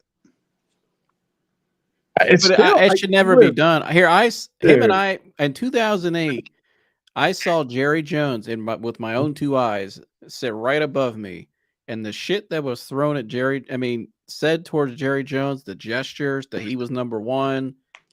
I mean, it was way worse. And this isn't Cleveland. That game was in Jacksonville or either one, Jacksonville or Carolina and Cleveland. The shit that was thrown that guy's way in that game and I'm a little 8-year-old kid. I can remember it vividly. That's how bad it was. They were throwing guys out of their seats. He stood there the whole time with a straight face and just watched the game. He didn't react like that. He had a better angle to throw his drink. I remember where he was sitting. Dad, you remember he was sitting. He had a bird's eye view. He could hit everybody with his drink. He can rain down some bottles if he wanted to. That would be like me, I guess somewhat of a comparison. I mean, throwing a drink on a customer because of something they said to me. I mean, who the hell am I never wanted to think I can just throw a drink on someone or do something like that to someone because of something they said to me? I don't think that highly of myself. It just shows you how these guys they just live in a different world.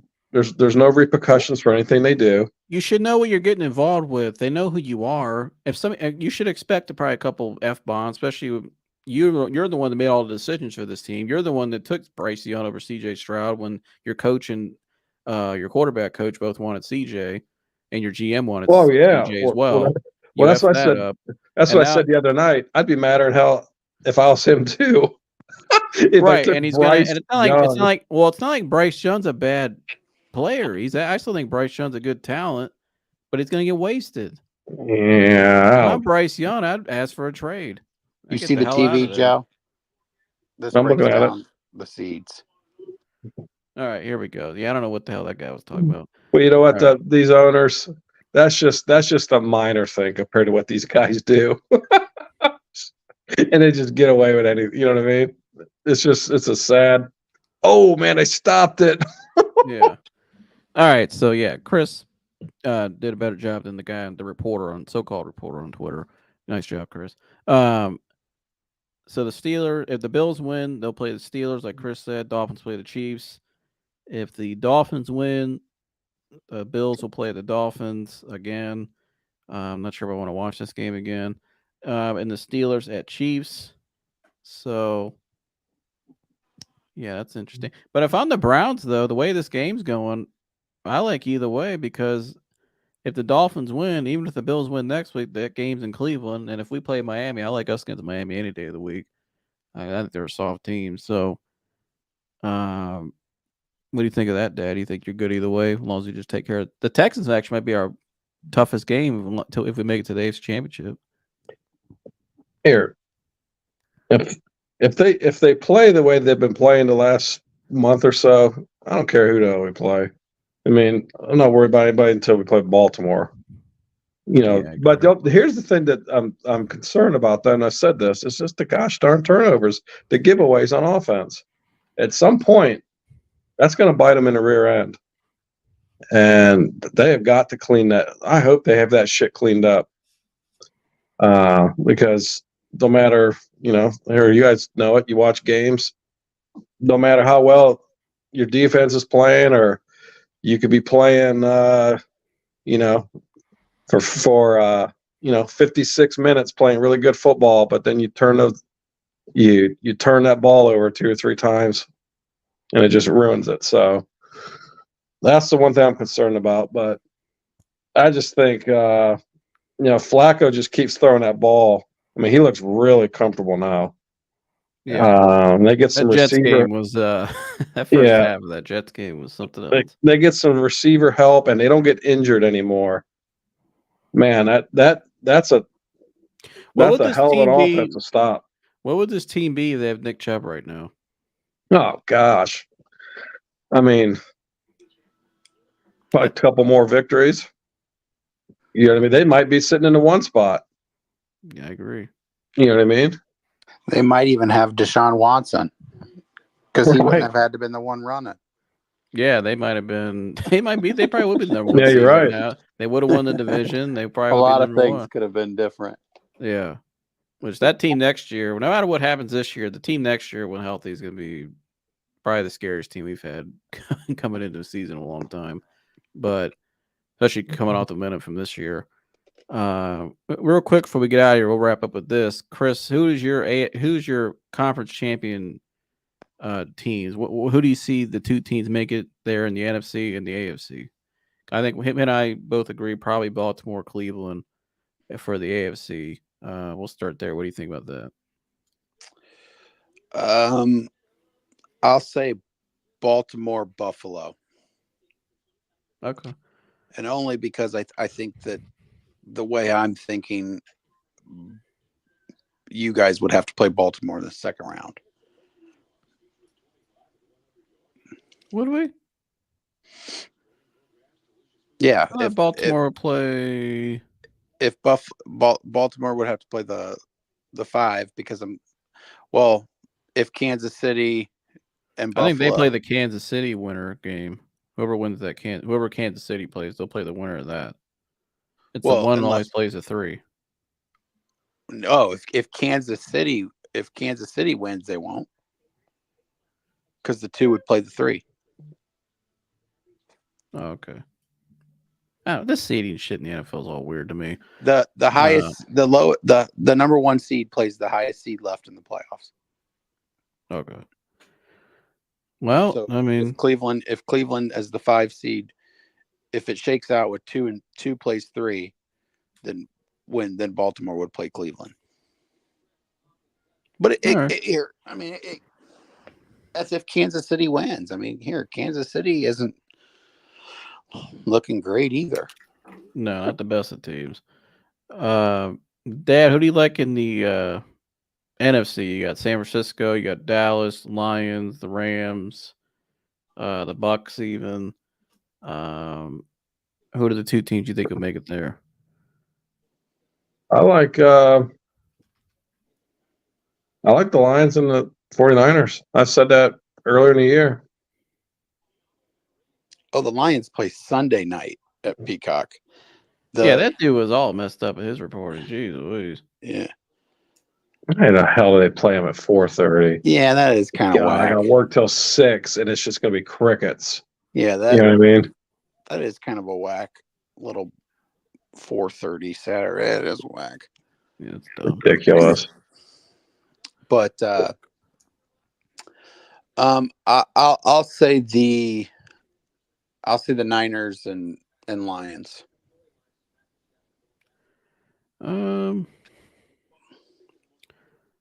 I'll say the Niners, and well, if Dallas wins, who would the Niners play? Dallas? No. If Dallas wins, they would play the winner. Well, if all the seeds shake out and win, then the Niners would play either Philly and then the Cowboys would play the Lions. Oh, okay. I'll go Niners and Cowboys. Brad Allen's not allowed to ref a Lions game anymore, Joe, in case you were wondering. After last weekend. That garbage. Yeah, I saw that. I didn't see it. I heard something about it, but Garbage. I didn't see it. But yeah, I mean, I don't have anything in front of me that shows you what the matchups would be like in a divisional, but I think those are the top 2 teams in the NFC. I think those would be the 2. Yeah, Lions and 49ers. So Browns, I think Browns will go all the way through. I think they can too. You know what I mean? If anybody knows Baltimore, it's Joe Flacco. So yeah, I mean, I think if the Browns can get into a game and never turn the ball over, I think they're gonna win. How the hell are they gonna lose? Let's just root for Browns Lions Super Bowl, baby. That'd be awesome. That's been our motto all year in this show. Wouldn't that be great? Lions Super Bowl, and it'd be an all-out civil war in Toledo. It'd be bad in Toledo. My gosh, OPO live. It'd be a civil war wherever I'm at that day. That whole 2 weeks. Yeah, it'd be bad. I mean, the Battle of Lake Erie. That would be insane. That'd be a hell of a imagine what the fan turnout would be though at the Super Bowl for that game, just the ratings and the. Think about the Browns though, man. I'm gonna go kind of like Michigan. They're playing football the way football's supposed to be played. They're playing it like kids. I mean, there's just a lot of energy, a lot of enthusiasm, and a lot of experience. Yeah, I mean, and here's it. Great coaching staff, like assistant coaches, Bill Callahan, and they have the best coaching staff in the entire NFL right now. Right. What makes, and you have to give Kevin credit. What makes a great head coach is the ability to hire a great staff, and he's definitely hired the best staff in the NFL by far. I mean, I like the Lions staff, but I do too. But the names on the Brown staff. You got the best O-line coach in the last 30 years in the NFL. You got a great wide receiver coach in Chad O'Shea, who's from the New England Tree. You got Stump Mitchell's been one of the longtime best running back coaches, and all the players he's brought in the league and developed. And then Jim Schwartz is probably the best defense coordinator right now. I mean, his defense has been lights out all year, and he's got great assistants all over the place. But you guys want to talk about a Pro Bowl? And Bubba Fatrone too has been the best special teams. Look at Bill hugging Aaron after the Pro game. Bowl, I saw Pro that. Bowl snub. You guys want to hear this? Freaking St. Brown caught 115 passes for 1,500 yards, and he's not on the Pro Bowl. Yeah, Who they put over him? What? Who they put over him? Puka Nacua. Oh, of course, LA guy. And then Mike Evans had, and then also St. Brown had 10 receiving touchdowns too. Mike Evans, who had under 100 balls, and yeah, he didn't have a lot with Baker. Yeah, and then of course AJ Brown and CeeDee Lamb, which I can get those two, but I mean here, dude, 1,500 yards, 10 touchdowns, over 100 balls. I mean, how does that not get in the Pro Bowl? So he had 1,500 yards and 10 touchdowns. Puka Nacua, who's a great player, but again, he plays in LA. He had 1,400 yards and 5 touchdowns. Look at Mike Evans. Yeah, I think Mike Evans probably would be the guy that's Mike Evans. 1,200 yards, 13 touchdowns, only 79 receptions, which is 27th in all receivers.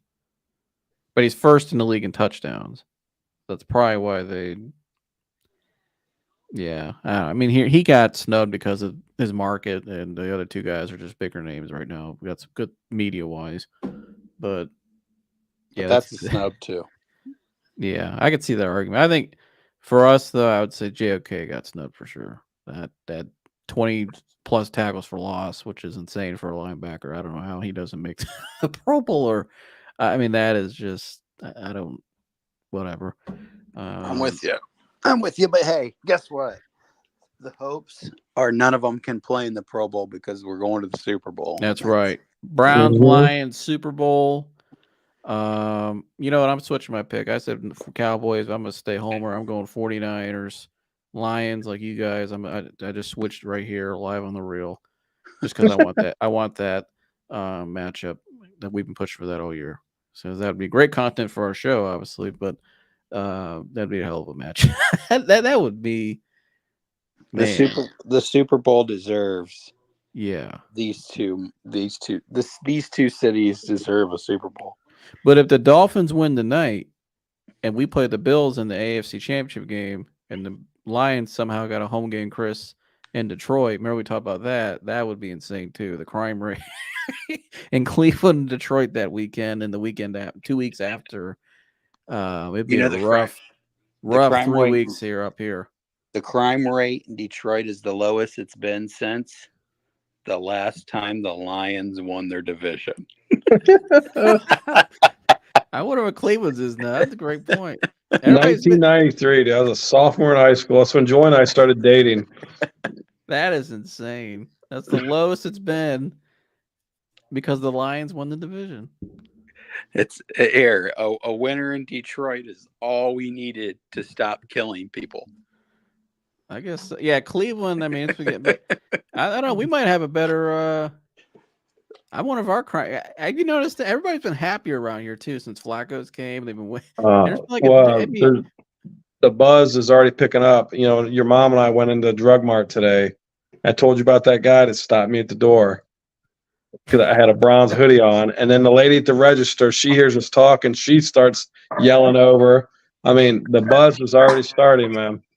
Speaking of buzz, I'm back, boys. I'm in Fort Lauderdale, Florida, and I'm about 8 Tito's and Sprites into my night. Well, thanks for taking the time. Yeah, welcome on. I got the new setup here, as you can see. Look at that setup! Wow. Yeah, I'll put it full screen for you real quick. I like that.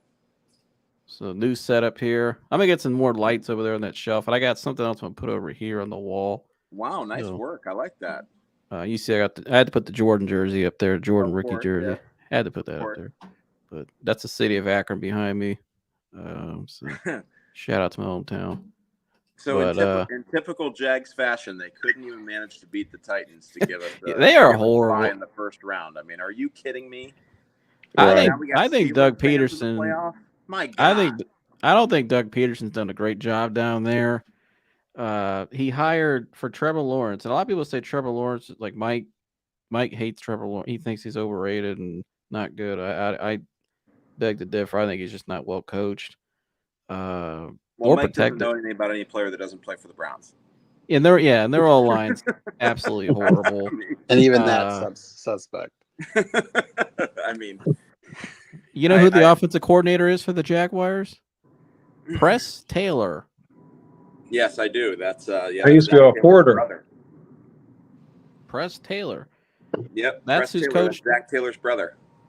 That's who's coaching Trevor Lawrence. Yeah. And it has not gone well at all. I did know that they were. I don't know why they can't figure out how to just give the ball to ETN like 25 times a game and then just use the passing attack and Lawrence's legs to move the ball. But obviously, I really wanted to play them and not C.J. Stroud and the Houston Texans in Houston at 4:30 next Saturday. Obviously, the schedule just came out, as you know. Yeah. From watching the game, which is just like what it would be as a lifelong Browns fan, because it times simultaneously with my wife's work Christmas party. Oh, yes, you heard that right. Oh, yes, you heard it right. Oh. Yeah. 2 weeks into January, the company Christmas party on the exact day of the Browns playoff game. It's not even 2023 anymore. What a Christmas party ortho. Well, I don't know, but yes, maybe they're you different. heard that right. Yep. So Yep. Dan is currently hoping he catches COVID in Fort Lauderdale.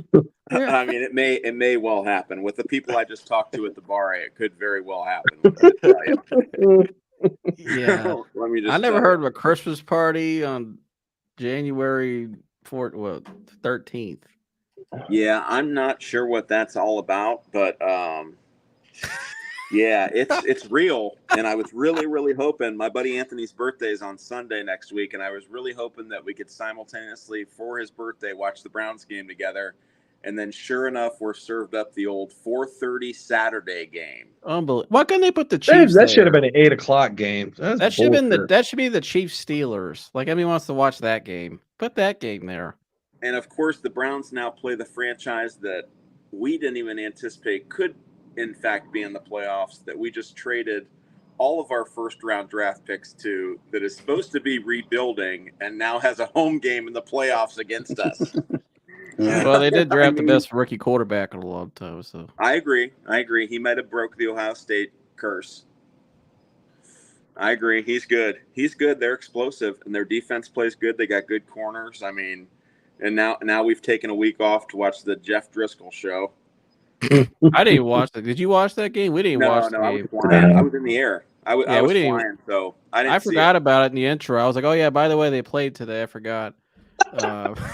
That's how much I watched it. By the time I landed, it was 31-0, and I looked at the stats and see Driscoll had 53 yards passing and 2 picks. But then he got loose to David Bell a couple times, though. Yeah, Bell had a nice game. That's about it. I saw his stats. He was good, but 2 touchdowns But that was late. Jeff Driscoll stinks. I don't know. He was our backup quarterback for a while, and he stinks. Yeah, he's 4:30. That was not good. But yeah, we talked about the game. I like him and I, all three of us picked the Browns to win. I think the Browns' line of scrimmage play will be the X factor. I think they have the advantage up there. I don't think the Texans' line's that good. And I don't know. The Browns are flowing right now. There's some good energy coming out of that Jets game. That's one of the best performances I've seen from the Browns team, probably maybe in my lifetime. To be honest with you, that first half was unbelievable. I know we were texting. Yeah, it's gonna be exciting. What you got? An early score prediction for that one, Dan? oh my gosh, I don't even want to predict the score yet. The score is my morale 0 and appearances at my wife's Christmas party 1. Yeah. What do you think of your Buccaneers right now? Why is it so early? Dude, I don't know what time it is, Chris, but you already know how this is. If it's a 4:30 game, what time's the game end? 7:30, 8 o'clock. What time do you think the Christmas party starts? Sometime in between there, right? Probably the fourth quarter. I'm just saying you could stretch it to be a little late. Something And came up. and it's in Akron. I'm thinking of converting to Judaism, to be honest.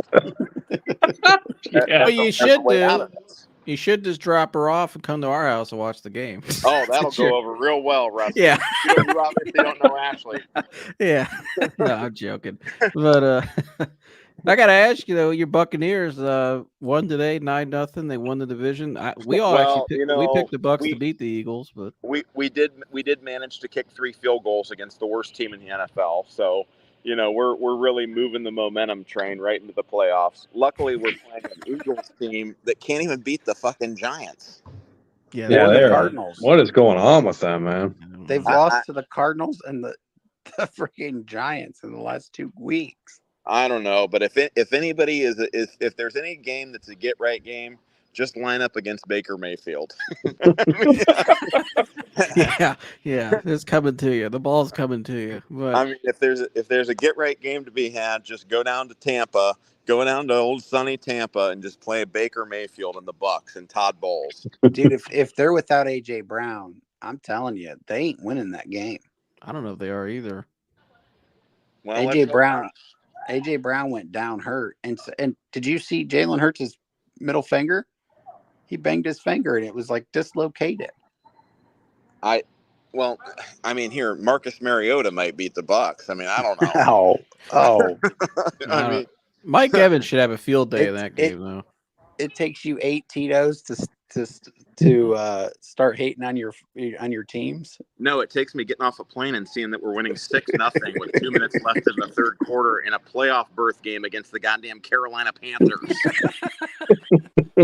Yeah. The highlight of their season is their owner. I thought that game was going to be like 30-0, and then I look and it's 6-0 in a playoff berth game, and I'm wondering what in the absolute shit is going on. Yeah. Game's firing. Yeah, guns blazing. I don't know. I still take the Bucks. To be honest with you, I don't like the Eagles right now. I don't. What'd you say, Dad? What's the record in the last 6 games? I think they're 1-6 in their last 7 games or some shit like that. Something like that. They were 11-1, and now they're. So yeah, I think they're 1-5 in their last 6. Yeah, maybe that's something like that. I heard that today. I was like, damn. I'm in Florida with a bunch of Wisconsin dealers right now. They're down at the bar with me, and they're just screaming for the Packers. I mean, can someone tell me how the Packers and the goddamn Steelers are both in the playoffs? Yeah, I didn't. I'm trying to really figure this out. Last I saw, Baker Mayfield was throwing for a perfect passer rating against the Packers. I mean, if that's not enough alone to end your season, like why is this real? Yeah, do you think the Packers have a legit shot to go pull the upset in Dallas? I mean, I hope so. There's nothing I like more than a disappointed Jerry Jones. I mean, it's just my favorite. It's really my favorite. I mean, a guy that can just buy his way out of anything, including completely paying off that Lions linebacker to not hit Dak Prescott in the end zone in the most blatant fixing of a game I've ever seen. When he just rolled by and just shoulder rubbed him in the end zone when he could have just absolutely annihilated him for a safety. And next thing you know, CeeDee Lamb's going 92 yards the other way. I mean, just the most blatant fixing of a game I've ever seen. Yeah, we went in on the owners earlier, all of them. And then next thing you know, the Cardinals are just rolling into Philly and beating the Eagles. I mean, like Jerry Jones doesn't have his paw prints all over that. I mean, it's just crazy. There's too much money in sports now for it to be really, really real. But as you know, I like pro wrestling, so I'll continue to watch. He's all in. So yeah, I'm all in. Make her real. I'm all in. I mean, the Rock returned to Raw this week. I mean, I'm in. There you go. Who do you like right now out of each conference? My dad and I had the Ravens and the Browns meeting the AFC Championship. Chris had the Ravens and Bills. We both had the 49ers and Lions. We're all hoping for the Ravens and Browns can meet in the AFC Championship. I don't even think that path even lines up, does it? Yeah, it can. Oh, okay. It would take the 6 or 7 seed to knock off the 2 or 3 seed, and then they play Baltimore. Okay, got it. Yeah, you're right. Well, that could happen. That would mean the Bills would have to be the 7 because they were going to win. They could beat a team, and I think they're going to lose this game to Miami actually somehow. Although I would rather play the Ravens in the divisional round because if you beat them, you got the AFC Championship game probably at home versus the Bills, I believe. That's exactly right. You put that AFC So- Championship game in Cleveland, and we Good are luck. winning that game. Yeah. Good luck to Buffalo. We are winning that game. If not, we're just killing everyone that's on the field, actually physically killing them. Right. Another Bottlegate 2.0 happening. Dude, Dan, Stafford's rolling into Detroit Sunday night, dude. That place is going to be on fire. You saw the Bucks game as the Monday night game, so they're delaying all my disappointment for the Monday night game. Not only you got to miss the game Saturday, now you got to wait till Monday to watch. Yeah, I got to wait till Monday to watch the Bucks and watch Jalen Hurts somehow just recover back to that. His That should have been the 4:30 Saturday game. I mean, why in the world is that game? I agree. I think the Chiefs, Steelers, or whoever the Chiefs are playing. I don't want to watch the Chiefs anymore. I'm done with the Chiefs. I'm tired of the sideshow, all the bullshit all year. Put them at the 4:30 game. Am I hearing correct? Am I hearing correct that the Chiefs are one of the teams that have reached out to Antonio Brown? I mean, they're digging that up again. Is that real? I haven't heard that. I haven't heard anything. I mean, it wouldn't shock me. He'd instantly be their number one. Yeah, yeah. It wouldn't shock me. I mean, that's Kansas City this year. It's just been a sideshow. I mean, even on the side, you got guys throwing stuff. Mahomes is having tantrums. Kelsey's in every commercial every 5 seconds. You got Taylor Swift up in the stands. That's probably why that's an 8:00 game. Probably. But yet, if the Bills lose, they're going to play the Steelers and somehow, some way, beat them. Because how are they even in the playoffs? And then, well, I don't know. The Steelers have a postseason formula. We're going to run the ball directly at you till you can prove you can stop it, and try not to turn over the ball and play good defense. I mean, it's an easy recipe that most teams just shy away from because they're trying to be too fancy. Yeah, I don't think they have no TJ Watt. He's out. Yeah, I know. That's a big loss. Who do you like right now? What would be your conference championship predictions for the games, Dan? We're all hoping for a Lions-Browns Super Bowl, like we've been pushing all year. This guy in the dealer group here's a Lions fan. I said, listen, that will set a record for the most alcohol consumed in the Great Lakes region on that Sunday if that fucking happens. Yeah. I said the city of Toledo will be on absolute fire. Oh yeah, just the be like the city of Toledo. They'll rename it Gettysburg. Yeah, it'd be bad. The new Gettysburg. I would love to see it, but I mean, until other teams can prove consistently otherwise, I think the Super Bowl is going to be the Niners and the Ravens. Yeah, I mean, I think the Niners and the Ravens. I think the Niners in the NFC Championship probably play. I mean, Dallas or Detroit, if they can. Detroit probably more likely than Dallas, but if Dallas is firing all cylinders and they're playing good, I think Dallas can beat anybody. And then in the AFC, I don't know, Ravens or play the Bills or the Browns probably. Yeah. I'm not a believer in the Dolphins. I know they got a track. I'm not either. No. I don't know if it holds up that far ahead, and Bradley Chubb being gone hurts them. Although they're playing a good first half against the Bills today, but definitely don't want to see I want to see the Chiefs eliminated in the first round. I mean, Ashley's little sister is a huge Taylor Swift fan, so now she's become an NFL fan to support the Chiefs. And I just keep telling her, I'm like, listen, Taylor Swift literally ruined Travis Kelce and the Chiefs. I mean, all together. I mean, I think Travis Kelce met her and was like, oh, you're a billionaire without putting your body at risk or having to do any of this shit. And I'm over here like making pennies compared to you. Like, fuck all this football shit. Like, I'm going to go do commercials and shit. Fuck this. Right. No, I agree. And I think, that Mahomes has been a little bit odd this year. I think Eric Bieniemy not being there. Yeah. Eric Bieniemy was a disciplinarian behind the scenes. People they got no wide receiver talent either. I mean, it's not. No, but I think, Eric Bieniemy would. They're horrible. Eric Bieniemy, from guys I like, JB, and guys who I watch on YouTube who know him personally, they say he's a hard-headed coach. He coaches guys hard. He keeps guys in check. Yeah. There's times he got on Mahomes and he challenged him. Remember that time last year, Mahomes got pissed, but they still won the Super Bowl that year. But they're missing that. They don't have Matt Nagy. I mean, please, Matt Nagy only has a job. Only got a job in Chicago, and only has a job because he gets Andy Reid his coffee every morning and does whatever. He's a yes man. He's not a good football coach. He's terrible. And those guys aren't listening to him. That's why they're chaos everywhere, on and off the field. And I agree with you. I'd like to see him lose too. That's actually the one game I wouldn't mind rooting for the Steelers to win, is beating the Chiefs. I'd like to see Tomlin get that win too. I think everybody wants the Chiefs to lose. Yeah. The farther we can push the Steelers along in the playoffs, the better off it is for the Browns. Because Mason Rudolph is not beating the Browns. No, you don't want to come back to Cleveland at night again. That is not happening. Yeah. Well, the Bills win this game, then Dolphins go into KC, and I think the Dolphins Tyreek have Hill's their gonna way. light them up. Yeah, I think the Dolphins have their way. Yeah, you'd think so. I And mean, then the Chiefs, outside of Rashee Rice, have the worst wide receiving core in the entire NFL. Right. Yeah. I mean, And they're then horrible. And then at that point, Cleveland would go into Buffalo, and then Miami would go into Baltimore.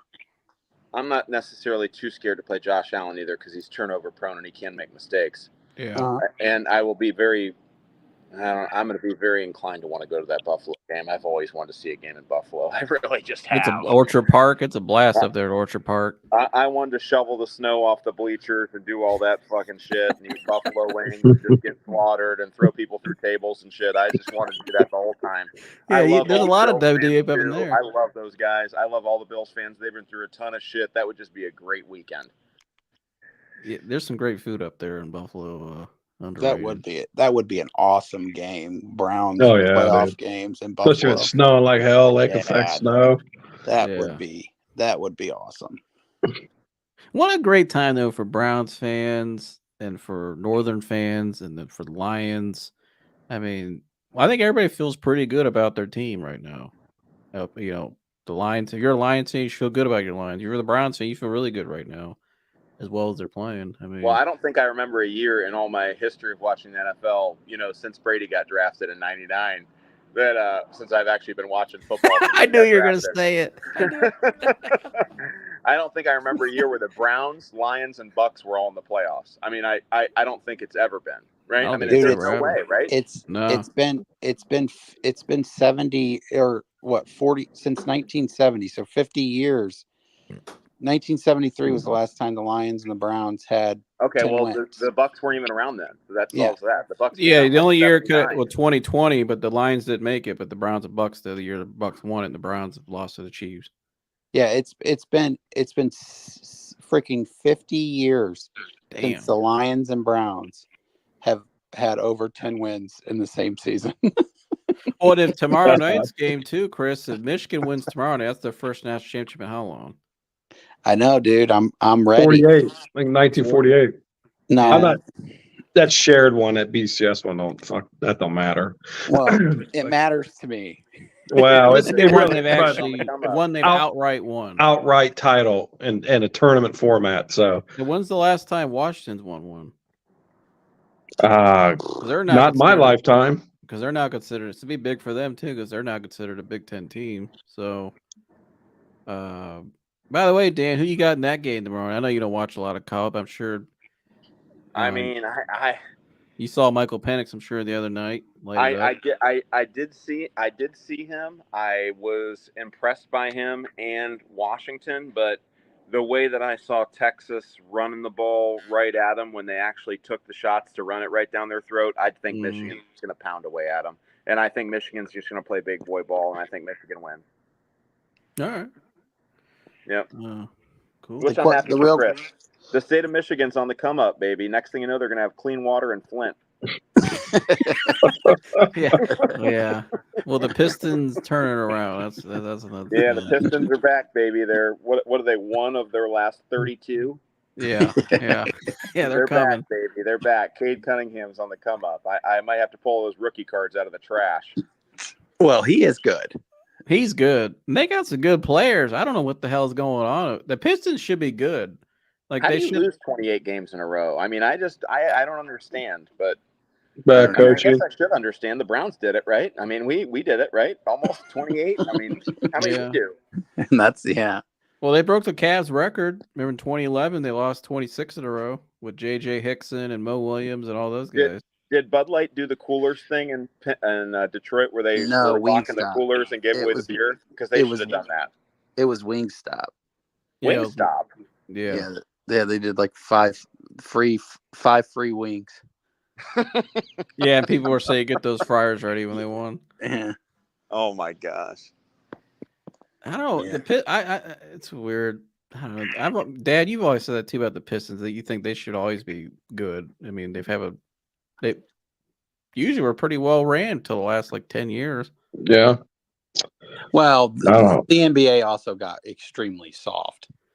Yeah, and two. Piston brand isn't allowed in the NBA these days. No. Yeah, I agree with that.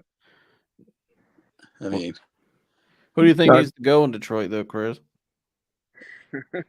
needs to go. Yeah, I mean, franchise. somebody's got to get fired for this debacle. The arena. I mean, Just have Stellantis buy him and move him to Mexico. Yeah. All right. yeah. I mean, Well, they yeah. are going to have a team. The league is expanding in 2 years to Vegas and Seattle. Oh, by the way, I heard too, for the first time ever, it's going to be announced here in about a month. The NBA is going to be expanding their NBA draft to 2 days. Like anybody watches the whole Wow. thing. Wow. Magically this year. It's going to be on the Thursday night, round 1 like usual, and the Friday night will be round 2 now. Will be televised. So you can see Bronny get drafted live with LeBron there. Right. Just so it's public. Just so it's on TV when he gets drafted. That must have been the news feed right below Dylan Windler to the Lakers. which I can't believe that guy's still getting paid to play basketball. Did he really go to the Lakers? Yeah, Dylan Windler's a Laker now. It came up on my news feed, and I was so mad at my provider for sending me that text. That's how bad they are now. They're hiring. I mean, they're signing. Whatsoever. They're horrible. I heard there's a rumor if they lose tonight to the Clippers that Ham's getting fired, which I don't agree. I think Ham's actually a good coach, but they're a mess. But yeah, that's gonna be gonna. And then LeBron's definitely dipping to Vegas here when that team opens up. He'll be finishing his career in Vegas and owning the team after. And Durant wants to go to the Seattle team and finish his career there with the Supersonic. Someone sent a meme to me that said Christian Wood took the $500,000 that he won for the in-season tournament win and bought his mom a house. LeBron James out here changing lives for real.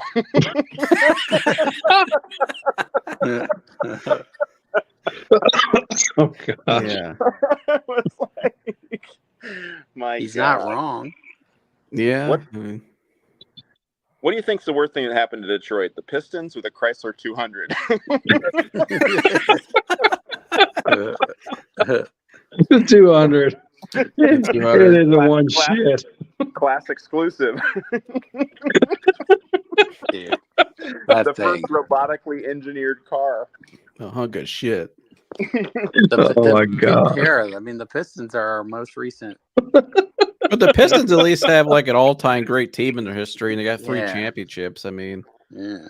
yeah. I mean, Chrysler 200. I would still roll with the Pistons. You know, what I mean, the 200 though, that's not even. The There ain't no history. There ain't no good history of that car. The Pistons are very unfortunate to have their best teams in their history during the era of Michael Jordan and LeBron James. Like nothing in between. And they should have won a 3rd title if Isaiah doesn't get hurt. Yeah. They would have won 3 in a row. And in the 2000s, they did. I mean, that was pretty impressive what they did, beating that Lakers team like that. I mean, that's one of the biggest. Kobe and upsets. Shaq. Yeah. Karl Malone. Gary Payton. Yeah, He was all about those an guys. all-time great defensive team. Was that team? Yeah. Ben Wallace was a dude. Those were back in the days when like they would hold teams to like 83 points. Now 83 points getting scored in the first half. They ran a full court press on the Lakers the whole series. Like, you would never see that now. Which I don't know why it worked. I mean, it's Those basketball. cats today would quit. Yeah, they would quit. They quit in the middle of the game. They would. Chris, They would. Dude, they would not go if they went into the lane and got that kind of punishment. These guys would quit, man. They don't have the mental capacity. No. Yeah, we were a Kobe Bryant Hail Mary half quarter away from sweeping them. How The many, Lakers. Chris, how many championships do you think that team would have won more of if they would have drafted Carmelo? Or if Ben Wallace could shoot free throws. Right. The worst free throw shooter in the history of the NBA. But he made up for it on From defense Tri-C, and baby. rebounding. Cleveland Community College from Tri-C, baby. Ben Wallace. Oh, he's a Hall of Famer. I mean, Yep, he went to Dude. Tennessee, baby. Ben Wallace is one of the most underrated players ever. What he did defensively was My dude gosh, is that my dude was dude unbelievable defensively. was 6'8", just center. Just A bully. come see me. Come He see could me. lock down anybody. Yeah, He dude, was just yeah. He was and my that boy dude. Tayshaun Prince. He was Tayshaun was locked nasty. down. Great player. Yeah, when Richard Oh my Hamilton. God, Josh Allen is. Oh my God. What do you throw a pick? No, he just pick a basically sack. he handed the ball off to a Miami player. He got it as a strip sack, but it just looked like a handoff. Yeah. Yeah, Yeah. Richard Hamilton, Chauncey Billups, Oh my Yeah. God. Rasheed Wallace, who was very underrated. Yeah, Score on anybody. Antonio McDyess came out off the bench, dude, and that dude from the elbow was absolute cash. Money. Rasheed Wallace. Yeah, Rasheed, Wallace.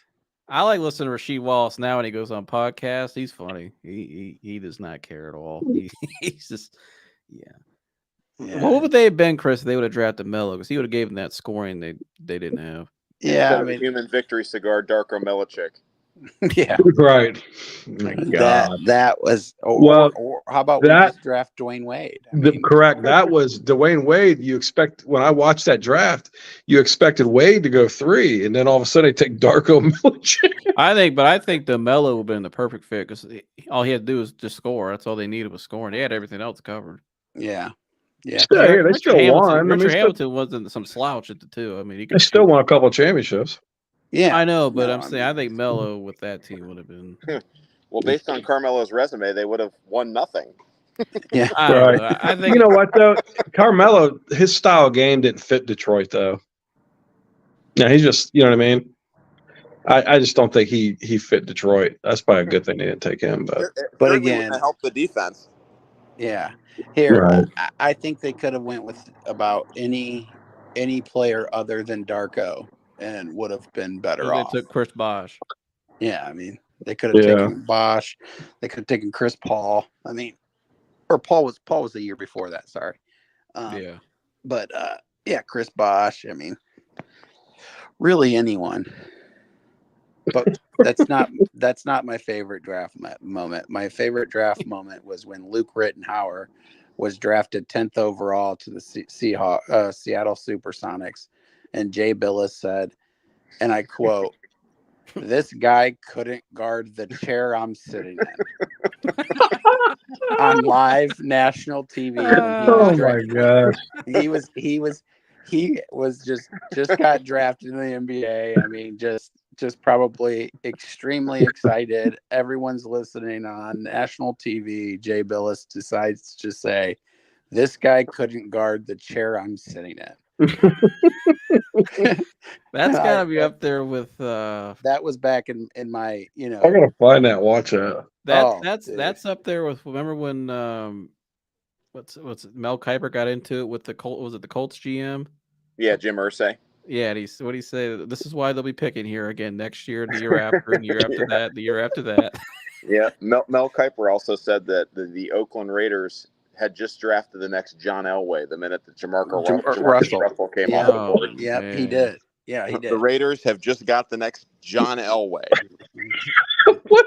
How does he come up with that comparison? This past year, they said Bryce Young was going to be the next Drew Brees. Remember that? Yeah, Bryce Young What never. in the world?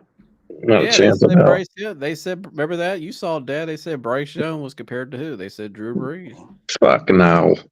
If you're a quarterback in the NFL, your betting prop every week is a half of a touchdown if you're going to throw, you don't belong in the league anymore. If your betting prop is if you throw one touchdown or not, you do not deserve to be an NFL quarterback. Colin Cowherd said that C.J. Stroud's not talented enough to overcome Houston. Well, he just did it. I mean, Colin Cowherd's an idiot. He proves that over and over. Oh, I agree, but I'm just saying this is the people that were saying all this back in April. But look what the guy's doing now. All right. And how do you not like the kid either? I mean, when you listen to him talk, I mean, yeah, very likable guy. Dude, Houston worries me. They're a well-coached team. They're explosive. They're got a good defense. They're I don't know. There's more pressure on the Browns. I don't know. I mean, God, and they've played us already. So it's like I mean, either way, it was someone that played us already, but it's like, ooh. Yeah, that's not who we wanted. I mean, they're gonna try to take Cooper and Njoku away and make Flacco find another way. I mean, what today showed of the Browns in the highlights that I saw is that behind our starters, we are dog shit. Yeah, I mean, there ain't nothing back there. I agree. Yeah, behind our starters, there Not a ain't receiver. nothing back there. The O-line were great, but not a receiver. Well, Tillman got hurt today too. I don't know what happened to him, but That's he got injured. yeah, we were talking about because there have been rumors about bringing Jarvis back, but I And, saw Pierce got hurt on Strong. a play Yeah, too. yeah, I saw him get hurt. Which all these injuries are really, really highlighting the athletic trainers of Cleveland. I mean, eventually it's got to come back. Eventually it's got to come back to these guys. Like, how do you have so many players injured? Like, what I do you do to agree. prepare I these agree. guys? That's absolutely it falls back on them. Like, I you think it's guys an have NFL to- problem though. Yeah, there's something else there. I mean, this is just too much now. There needs to be no more turf in the NFL either. Right, and really in all of football, turf is not good for guys to play on. It's horrible. Why all these non-contact injuries? They all happen on turf. They Yeah. called that a catch. Yeah, it's no catch. Golly. I would love for the Browns to bring in some receiver help though, for sure. Who do you I'd think? love- You think Jarvis? I mean, I don't know. I mean, I'd love for us to find a goddamn kick returner too. I mean, my gosh. I mean, can Yeah, we get some Prochet. help back there? I mean, that guy's just catching fair catches. I mean, can we get something that could actually happen with something? I mean, We should have traded for Tyler Boyd when Lynch told us to. no, you said T. Higgins. I thought. Well, then he switched it to Tyler Boyd. Although I know they're going to be targeting T. Higgins this offseason. Deshaun and him are good friends, but I mean, it would be nice if we had him right now. But I would just do something to change it, just to tweak it and a little bit different to make it something different that the Texans got to show up that they weren't ready for next time they play us. You know what I mean? I think Yeah. you owe it to Joe Anything that's Flacco different. too. Anything that's different. I mean, I wouldn't be opposed to them if Pierre Strong's hurt. Okay, he needs to go inactive. Go kick the tires on my boy Demetric Felton and bring him back in and have him play out of the slot or have him kick return or something that just a different element of the game that they're not ready for. Mm-hmm. Just something. I mean, anything. Like I said, you owe it to Joe Flacco to go out and get him a veteran receiver. I think you know what I mean. Like he's a veteran. Well, you saw him I'm bitching out Tillman last hoping- week. I mean, I'm hoping the week off helped these guys and didn't hurt them too, because I mean, here Joe's 38. He was in rhythm. Everything else. I mean, now he's resting again, and now he's coming back trying to. I mean, that doesn't always work 100% well. So I'm hoping he can pick it right back up where he left off. I mean, it depends how rest their or rest. practices I mean, went. If they had good practice week, it should be fine because you could simulate that in practice. But it's depends how rest good the or rest. practices went. If I'm D'Amico Ryans though, my first order of business is I'm making sure David Njoku does not beat me. I'm not letting David Njoku beat me. Like I'm putting a safety over the top. I'm not trying to guard him with a linebacker the whole game like teams are foolish to do. Like I'm going to take him away just like the Jets did in the entire second half of that game. I don't know. It's gonna be tough. He's a problem. He's a mismatch.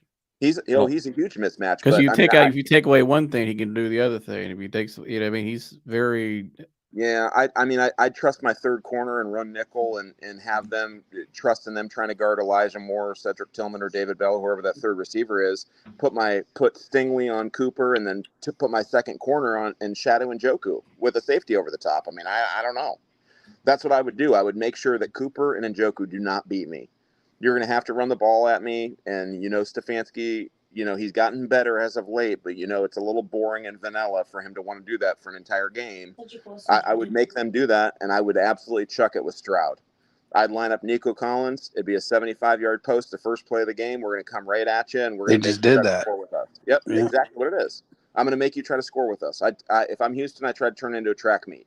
Let me see how good these corners are. Let me just go at it. Well, I would check. If I were them, I would challenge the safeties. I wouldn't challenge the corners. I wouldn't do that. That'd be a bad idea. Yeah, but Martin Emerson's a good corner, but he does. I mean, he is susceptible to a big play every now and again.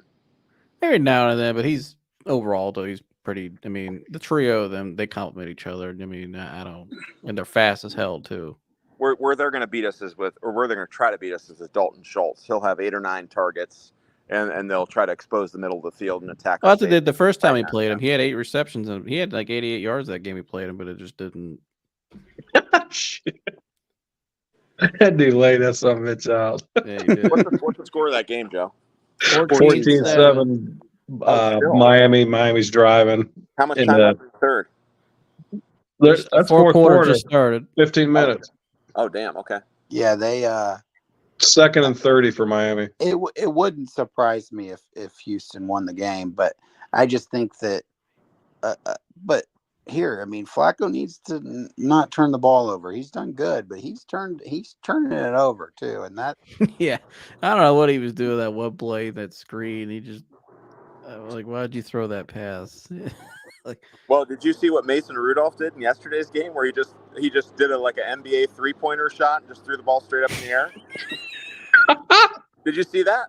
No, I didn't see it. no. Oh, dude, he was getting rushed and hurried on both sides, and he had to get rid of the ball. So he just took it and shot it like a J, and just threw the ball straight up in the air. Well, luckily the defensive lineman that was right there had his back turned, and there was actually a back in the area. But he just threw it straight up in the air, like it. Kenny Pickett like gonna start? NBA 3-pointer. because Kenny Pickett, I saw something where Kenny Pickett said that if they get into the playoffs, he's going to get his job back. He's going to start again. How could you ever do that? That'd He's be on a crazy. 3-game win streak with Rudolph the Red-Nosed Reindeer. Which is unbelievable. I mean, that is unbelievable. If they roll it back with Kenny Pickett, they got to burn down that stadium before the season even starts. Here, Joe Flacco had 13 touchdowns in December. Kenny Pickett has 15 touchdowns in his career. I know. Dude, he's His bad. whole career. I mean, their trio, their quarterback room is horrible. And And the somehow receivers have are 10 half-assed on wins. the plays. You see that? They'll be inquiring about Justin Fields, I feel like, in the offseason. They Kirk got Cousins, Russell. I mean, anyone. Yeah, anybody. Give them anyone. If they can win 10 games with this crew, I mean, Pickett, Rudolph, and Trubisky. yeah. It sounds like a law firm that, sues for like freaking bus accidents. Yeah, they're on the billboard. Pickett, Rudolph, and Trubisky. I mean, just They're headquartered out of Menor. yeah, just the who's who of just garbage. Oh damn! Carson Buffalo's Wentz. about to take Damn. him to the house. He's Buffalo. gone. Yeah, Buffalo just tied it on was that a punt return? Kick return. Yeah, Nice. punt return. Carson Yeah. Wentz looked good. I mean, they should have signed Carson Wentz. Who was running back that punt for Buffalo? Khalil Shakir? Hardy. Hardy. Oh, Deontay Hardy. Yeah, he was untouched. There's a lot of Buffalo fans down in Miami too. Which, by the way, Chris, no sports gambling in Florida. Wah, wah, wah. had a just juicy parlay ready to go as soon as I got to baggage claim, and I tried to hit the button, and it was wah, wah. No Oh, gambling really? in this state. I said, "What the fuck in Florida? Yeah. Everything's good down here." I mean, That's crazy. I mean, this place didn't even accept COVID. I mean, my gosh, I can't put a bet on a goddamn game. Dude, they got casinos there too. What the They fuck? got more people working down here than aren't even freaking citizens of the U.S. Right. Oh yeah. Yeah, they're all over. Put a parlay in. You're having a Can't get a rough. parlay. You're having a rough day. Ashley's Christmas party, no No gambling. parlay. Yeah, Florida is not treating you right. Surrounded by Packers fans, and then one random guy from Iowa who happens to be a Steelers fan that I'm looking at like, what in the what? Was that Oh by? my gosh! Wait, Well, that's Joe. what? That's Joe. Hey, the guy from Iowa, is he in the car business? He's in the carpet. His name's Oh, What? Our, My grandmother's fiance. He lives there down in Jupiter. They were just in town last week. He's from Iowa. And he's a Steelers fan. we were like, damn, is he with Joe? I'm He like, sells is it Joe? sells boats. He's a boat salesman. Yeah, I absolutely love the Steelers fan who's wanted their franchise burned to the ground and their coach fired 3 weeks ago, and now they're all back. They're ready. Steeler Nation, baby, let's roll. Yeah. Yeah. But I mean, I guess I sympathize with him. I have wanted Stefanski fired for 2 seasons, and he's about to be the 2-time coach of the year. yeah. So what the hell do I actually know about football? Who knows? It's just so unpredictable. It just shows you how just Oh, it is unpredictable. I mean, this season has just been crazy all around, and I can't believe that the position that any of these teams are in right now. If you look back at the beginning of the year and been like, oh my gosh, the Texans were supposed to be rebuilding, the Bucks were dead to rights. I mean, no one in the world would have had the Bucks in the playoffs. I mean, nobody. With Baker Mayfield leading the helm and not even knowing if he was going to win the job over Kyle Trask and not knowing if we were going to keep Mike Evans past the deadline and another year. Or even winning the division. I mean, well, that was their only chance to get into the playoffs, Joe. Oh, I know, but you didn't think they'd actually. I mean, if we won last week and this week, we would have got a wild card too. Yeah, I mean, I thought they'd be like a 7th seed. I didn't think they'd win the division. I thought, I mean, the Saints brought in Derek Carr, and you know, doesn't, I don't know about Derek Carr, but they were supposed to be like a 4-13 team. I mean, you know what I mean? They weren't even. Yeah, I thought they were like 6-7 wins, or Brady just left. I mean, you usually have a fall off when a all-time great player leaves your team like that. Did you see Arthur Smith get into Dennis Allen's grill?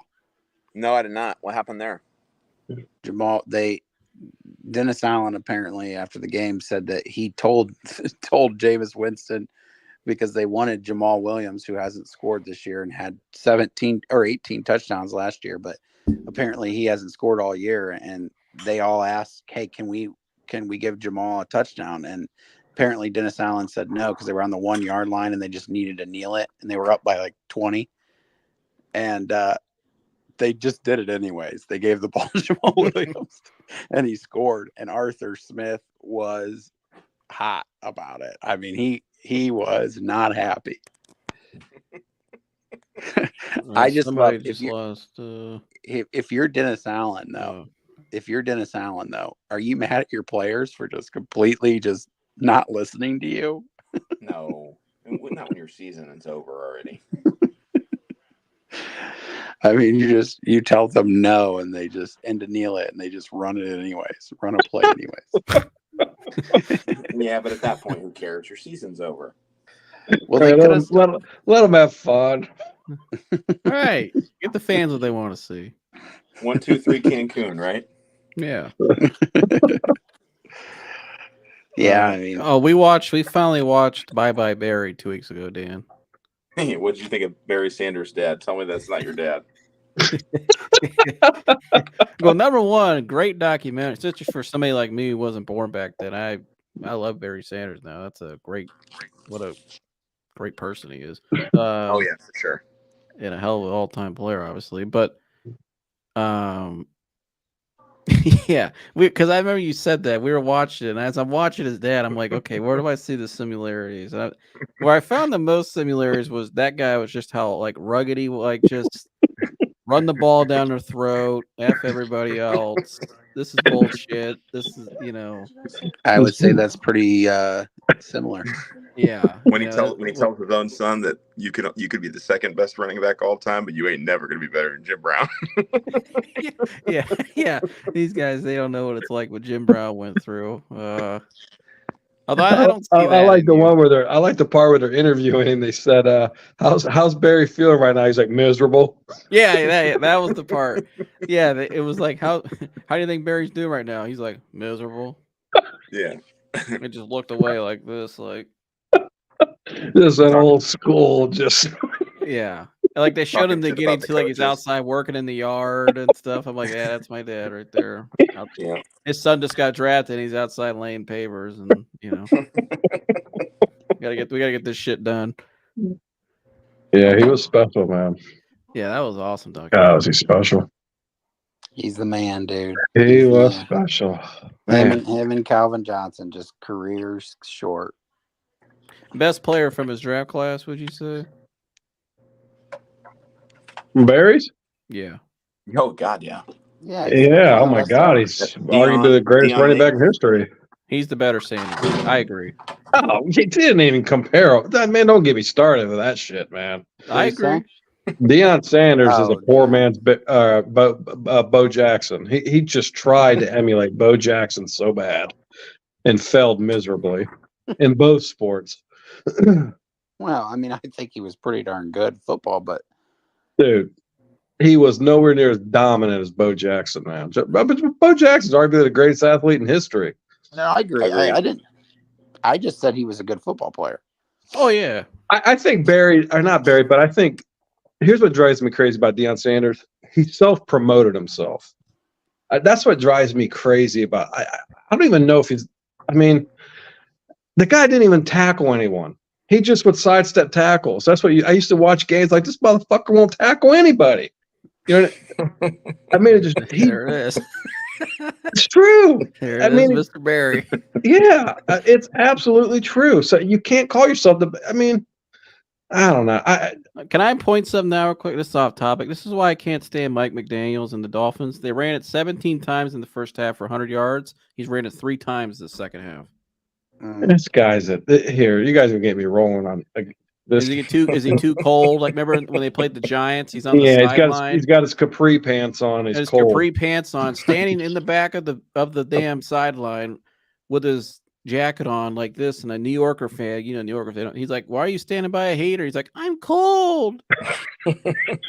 I've never seen an NFL coach tell a fan he's cold. That's why he's standing 15 yards behind the damn sideline coaching the game because he's cold. He had to have his own heater. They just had to have that man down there coaching. Yeah, taking his player's heater for him because he's cold. With his capri pants. Like, dude, put on some bigger pants and dress warmer. You're not in Miami, you're in New York. It's cold, it's winter, and let your players sit there. You're not out there playing. Let's go. Get out of the way.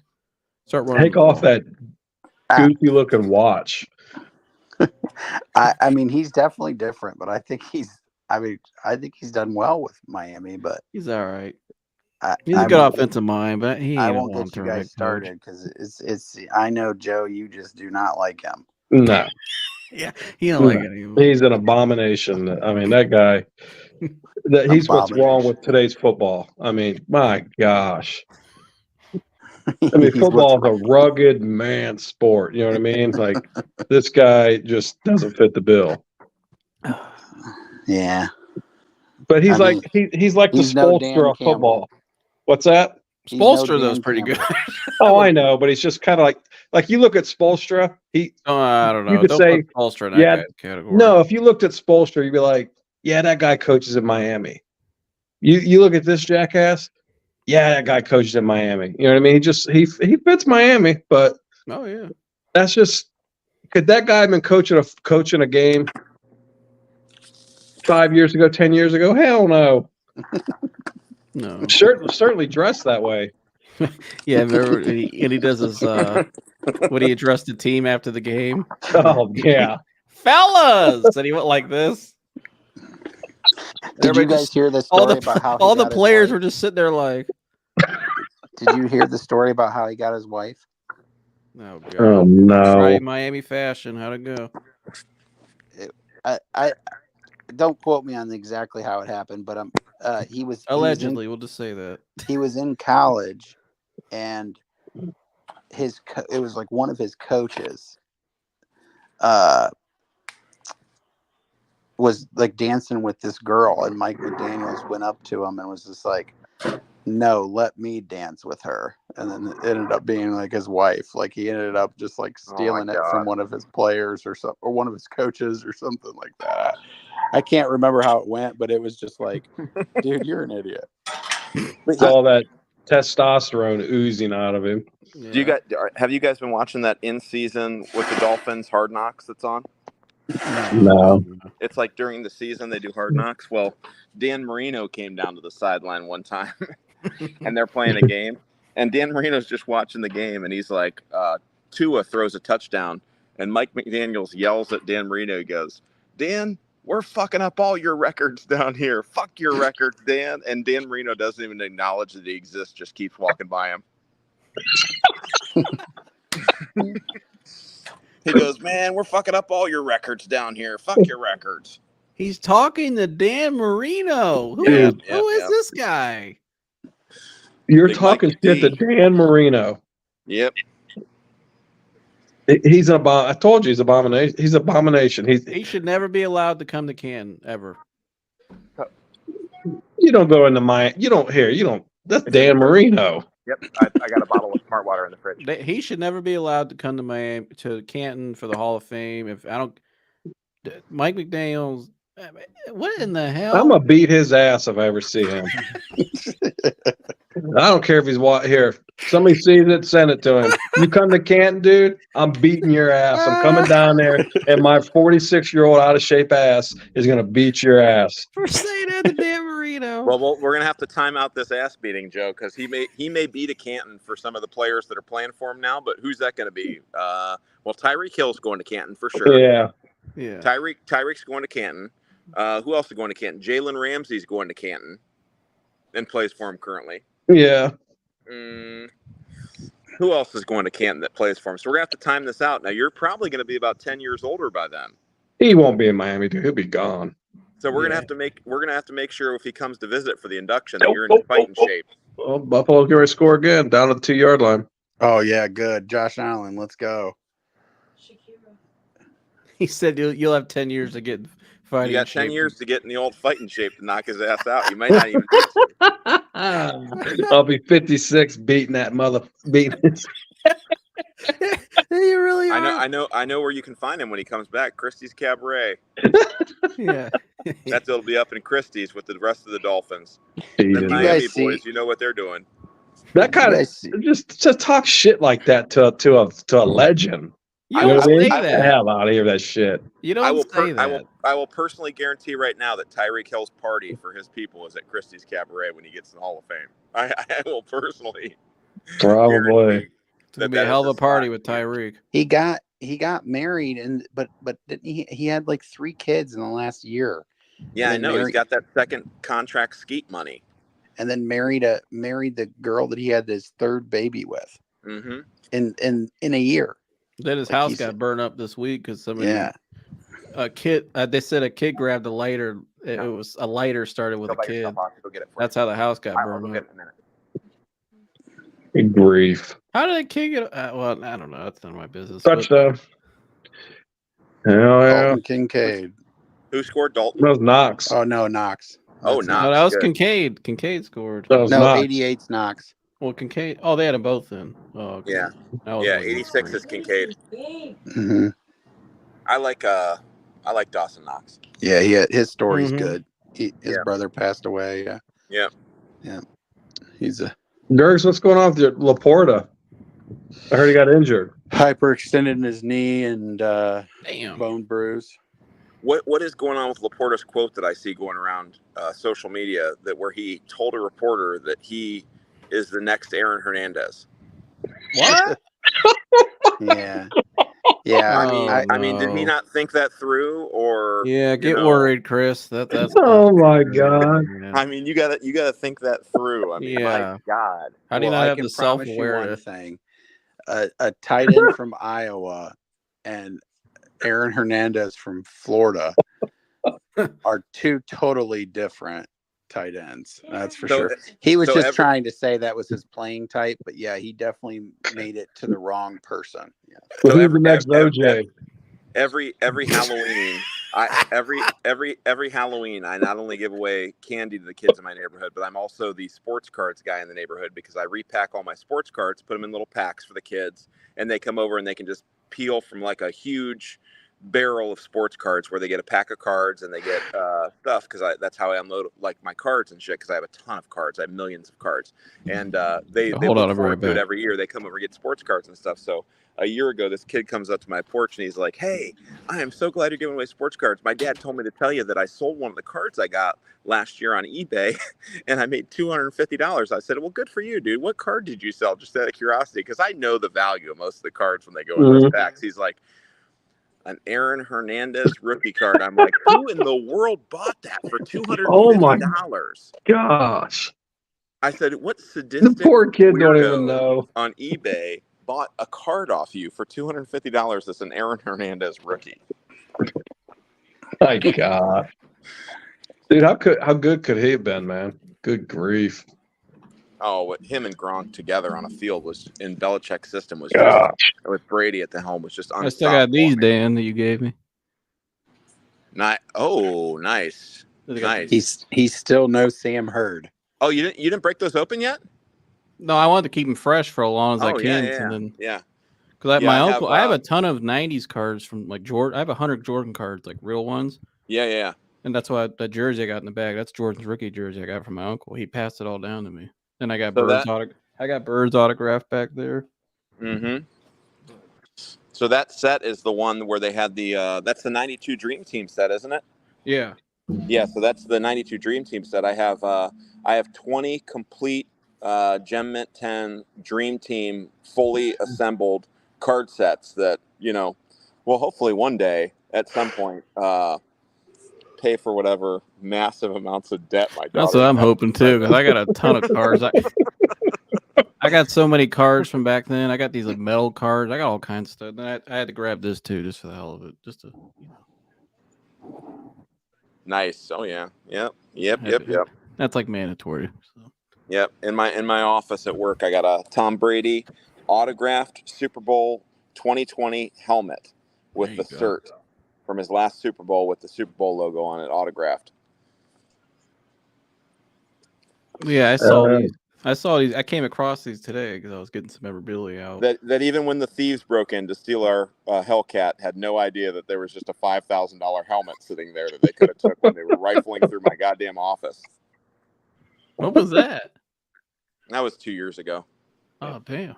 Yeah, they stole a $95,000 car out of our showroom, and they're rifling through my office for the keys. And all I'm concerned about when I'm watching the tape is, please tell me they did not open that fucking. Don't touch the helmet. Like that's an insurance claim that I don't know if the company could get its head wrapped around.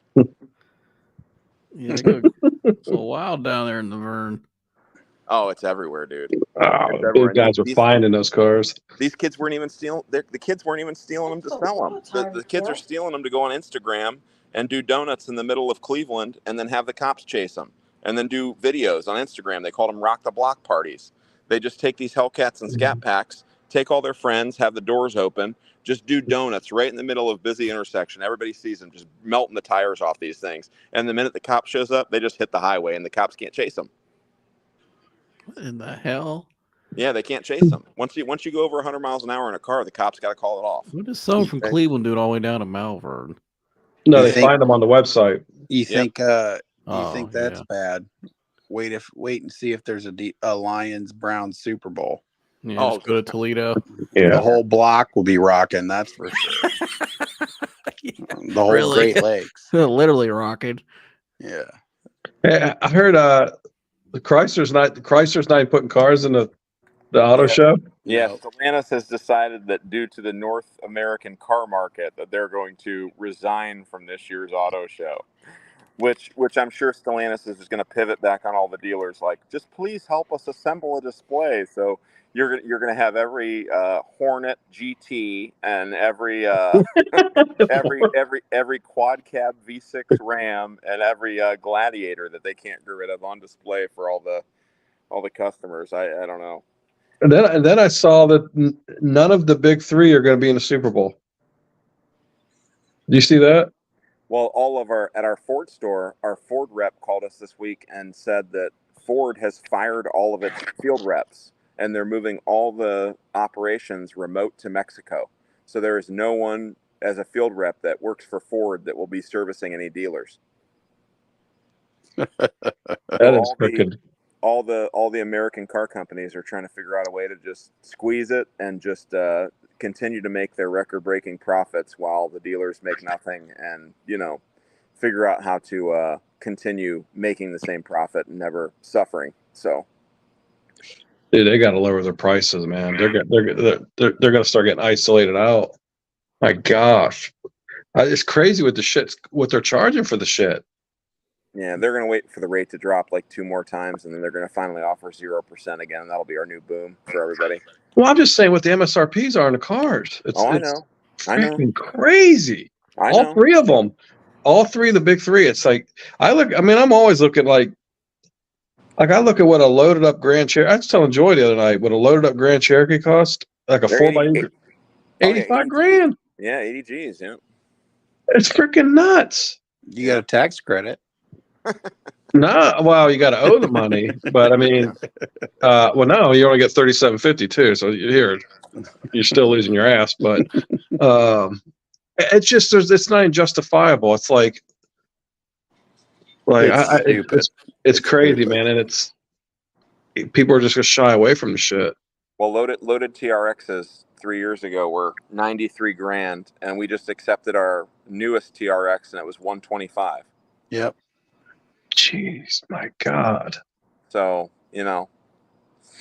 I did see that Hulk Hogan's son Nick Hogan got a DUI the other night, and the cops decided to release the body cam footage of him getting pulled out of the truck after he says he hasn't been drinking, and then fails the sobriety test, and he's driving an all black TRX, and then to the rescue, the Hulkster shows up, and he's also driving a TRX. Like, didn't his son kill someone? I don't know about that. Yeah, Allegedly. Careful here. allegedly. Didn't his son? No. Well, he went to jail for it. He was convicted of it. Go back and look at this. Was like when their show was on. I gotta be a fact checker now. Hey Joseph, do we have to say allegedly, or are we all just gonna be cool with the fact that if we get sued by the Hogans, it's gonna be an amazing event for this podcast? Well, we'll say allegedly for now. But Hulk Hogan, actually, I've met Hulk Hogan. Him and I have connections down in Clearwater. So. When they had that show on TV, I think is when it happened. I think his son did time over it. I saw Hulk Hogan. Recently got baptized and stuff. I saw. Yeah. I like that. I like Hulk. I mean, he's the man down in Clearwater. I've met him a couple times. But that's crazy. If my memory serves me right, and then that kid's doing that shit again, that guy's doing that shit again, shame on him, man. Let me see. Nick Hogan. Yeah. He crashed his car a long time ago. And his passenger was a U.S. Marine, suffered severe brain damage, and now retires full-time care as a result. Yeah, so he, in 2007, Nick crashed his car. This is from NickySwift.com, whatever that is. But in August 2007, Nick crashed his car into a palm tree due to speeding, according to ABC News. Okay, speeding. But still, I mean, it's my God, dude. The passenger was not wearing a seatbelt when the crash occurred. Nick was sentenced to 8 months in Florida County Jail in May of 2008 after pleading no contest to charges of felony reckless driving, and was ordered to complete 500 hours of community service, and his driver's license was revoked for 3 years. And his quote was, "Every single day I still think about the accident, about John." I think this is his quote. Or whoever Bilella is. I don't know. I'm not going to finish this quote. I don't know who this is. Oh, it says, "I will never be able to be sorry. Say I'm sorry." Yeah, it says, "I'll never be able to say I'm sorry enough." So get you drunk and get in your car and do it again. He's now a DJ. He launched his career as a DJ now. And he constantly does a lot of stuff at the place I've been to down at Hogan's Beach Party at Tampa's Hard Rock Hotel and Casino. And it started in April 2020. So he's now a DJ. Either way. I mean, the whole point was, what a dumbass. So You're definitely living up to the Mr. Sanders label tonight. That's for sure. Ever since we said you were compared to Mr. Sanders, you definitely. What happened to Dan? I probably had to get off. Oh, his phone probably died of it. Yeah.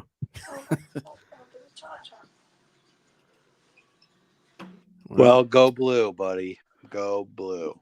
Yeah, I'm sure when we message in tomorrow night. Oh yeah. I'm on vacay, so I'll be home watching it. I'm off tomorrow. All right. Yeah, I'm working Wednesday off tomorrow, so Pissed about that Browns game. I gotta work. Yeah, what the hell? Why can't they make the Chiefs the damn 4:30 game? Maybe they'll flex it. Yeah. Yeah. Yeah. They need to flex it. Yeah. I just don't understand how you can make Monday Night Football the Monday night game that like Philly Tampa, like that should be a 4 or 1 o'clock. We should have been the Monday night game. Yeah, that's what I'm saying. So you couldn't think of a better game than. But I wonder with all these like streamings with like Peacock or whatever, Like Well, you can't even watch the Lions game unless you have Peacock, which is insane. It's an NFL playoff game. You can't watch it unless you have a certain streaming service. The Browns is on Peacock. The Browns on Peacock too. It's on major NBC market. and Peacock. Probably because they want to have a major market on Monday night. They did this 2 weeks ago. Remember that night the Bills played out at the Chargers, and there was like 2 games. It was the what are they showing this for? It was the Steelers. Remember the Steelers at the whatever or was it the Ravens that went to the Steelers or Bengals? Bengals and went to the Steelers. That was NBC, and then the night game was Peacock exclusive only for the Bills game. Yeah. I don't like because it's kind of stupid to me, but how about that money grab? No, that was the Steelers. I think it was the Steelers Patriots. But you could be right. It could have been the Steelers. It was the Bengals. I remember the Bengals. Yeah. It was the Steelers beat the hell out of them, and it was the night game was the Peacock exclusive. Right. Bills at the Chargers. I remember I was like, yeah. We were over at someone else's house. I had to go pull up my Peacock account and see if it was still active and put it up. So just so we could watch the game. And the picture was horrible too. Well, I will be. Yeah, that was weird. I will be needing someone's Peacock logins because I need. I'll set it to you. Yeah. I definitely, need Peacock. Yeah, be better. Yeah. Just for one game, unfortunately. But yeah. Anyway, it's like you got to pay $6 to watch a game now. Really? Yeah, that's what it is. $6 a month. I think wasn't it right, Dad? I think it was like $6 a month or some shit. Something like that. Because I had to pay to watch Ohio State. That's why we have it. Oh. And I'm like, I gotta pay to watch a game now.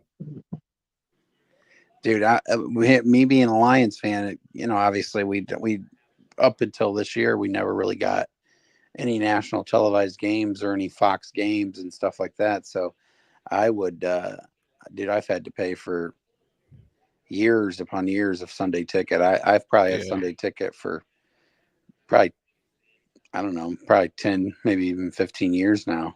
I don't know. Since basically they came out with it.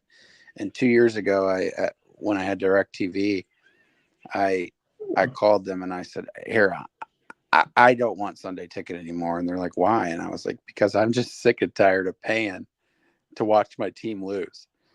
I just can't take it anymore. And you know what they tell me? You've been such a great customer. We're going to give it to you for free. You pulled on the old salesman tactic. Dude, Sean McDermott is the biggest idiot. I saw that, the delay game. How do you are you not paying attention and let yourself get a delay game? It's like, they have Tyreek Hill over there, like 3 minutes is plenty of time. Yeah, but oh my gosh. But I guess when you're the same coach that compared football to 9/11. Stupid. I remember that. My God. I tell you, I do. Part of me actually does want to see. Fucking Josh Allen still gets a first down. With a flag. Flag. Part of me definitely wants to see the Bills in Cleveland. That Cleveland at Buffalo would be such a great second round matchup. I mean, that'd be a great matchup. Yeah. That'd be a great matchup. Miami. First down, Buffalo. Yep. Yeah, I'd like to see Tyreek go back to Kansas City. I think he'd probably light him up. Yeah. And that's actually not a bad matchup for the Dolphins, to be honest with you, because the Chiefs can't run the ball. They're not really physical either anymore. I mean, advantage Miami. I mean, they have better skill players. Yeah. And when they actually commit to running the ball, they ran decent. So, I mean, and Jalen Ramsey, just put him on Rashid Rice and just brag it to Kelsey. I mean, I don't. Yeah. I mean, you got Xavier Howard. I mean, They got guys. Jerome Baker's a good linebacker from Cleveland. But the main thing about them is, here they lost they lost Jalen Phillips and Bradley Chubb, and why was Bradley Chubb playing in that part of the game? I know. Oh my gosh. I know. Okay. Oh yes, Dan said sorry his phone died. That's what I thought. He said everybody have a good night though. We'll talk again. Yeah, soon. But we'll see. Well, think tomorrow night's the game. I'm looking forward to that. That's gonna be a lot of fun, though. That's it's gonna be it's good to see two teams that like from the Big Ten technically now finally getting their you know what I mean? Like it's usually SEC this and all that crap. Yeah, just different teams. My Different God. teams and really well coached teams that have great storylines behind them and great players, great kids. Really, I mean, I think it's gonna be a grudge match. Well, I think yeah, it's gonna happen. I think tomorrow night's good for the sport. All right. No, well, hopefully it's good for my soul. yes. Yeah, what are you gonna do if they lose? I mean, because it sounds like Harbaugh's gone. I mean, it's oh boy. You know, my son asked me the other day, Dad, what would you do if the Lions win the Super Bowl? I said, I'd cry. He said, well, what would you do if they got there and lost? I said, I'd cry. So basically, if they get to the Super Bowl, I'm crying. Well, I saw they. Well, yeah, we probably would too. Shit, if we make it to the AFC Championship, we might cry. This could be a. Yeah. I mean, Gosh, since the 80s. yeah. That's all I've Yeah. heard about is the history and what my family saw. Oh, you watch here. If they get that far, you watch what happens here. How crazy everything will be if they get to that point where they're in the AFC Championship. Everywhere you go, it's just going to be Browns. Every company, every business, every. Yeah. I mean, it's just crazy. Everything I can remember during the. I don't know if it was the drive or the fumble. I think it was the drive, that game. I'm like, we had these two friends, Jim and I had these two friends that lived like right behind us and on Bailey Road. So we were over there and we were watching a game over there. And I was I was no more than 8 years old because I lived on Wild Avenue. We moved out of there when I was 8. So probably, couldn't have been any older than that. So anyways, later on, we go outside and start playing football in the front yard. And when that play happened, you could hear people throughout the neighborhood screaming in their homes and like almost like wailing. You could hear it like just the house was right at you know where Wild is. So if you pulled out a Wild and you went up like you're going up to that gas station, yeah, it's a couple doors up. So I can remember being in that front yard and I could hear somebody over on Morrison.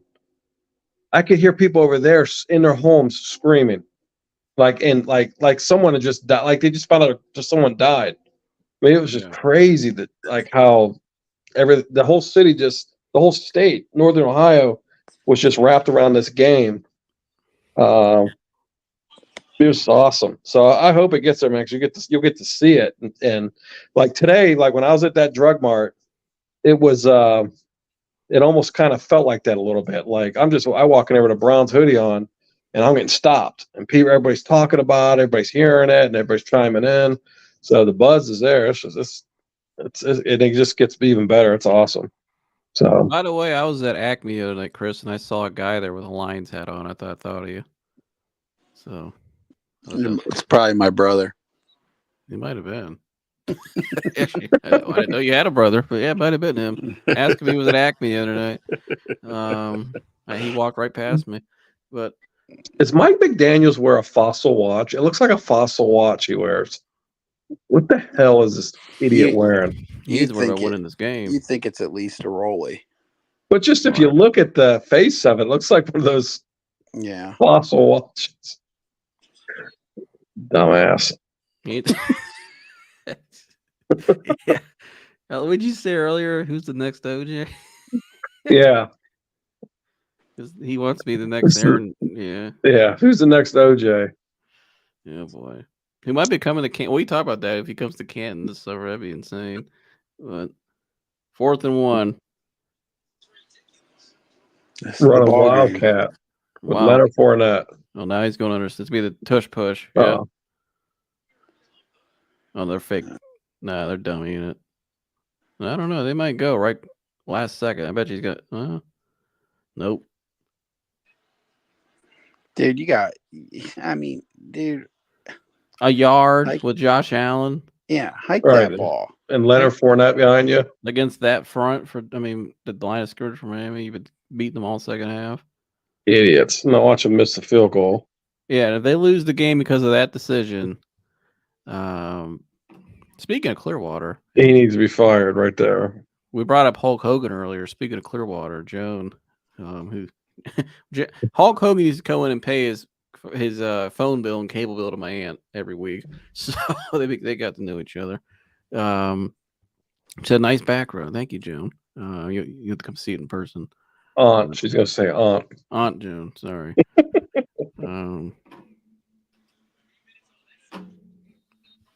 Yeah, Hulk Hogan used to come in and pay his cable bill.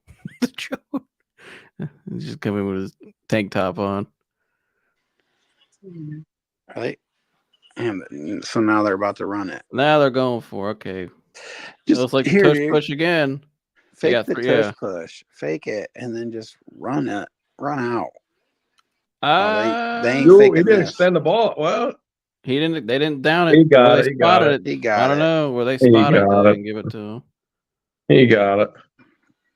They didn't give him a generous spot. He got it. He stood straight up though, so He didn't should have really extended help that himself ball out. out. Yeah, it's close. He should have extended that ball. They're gonna measure it.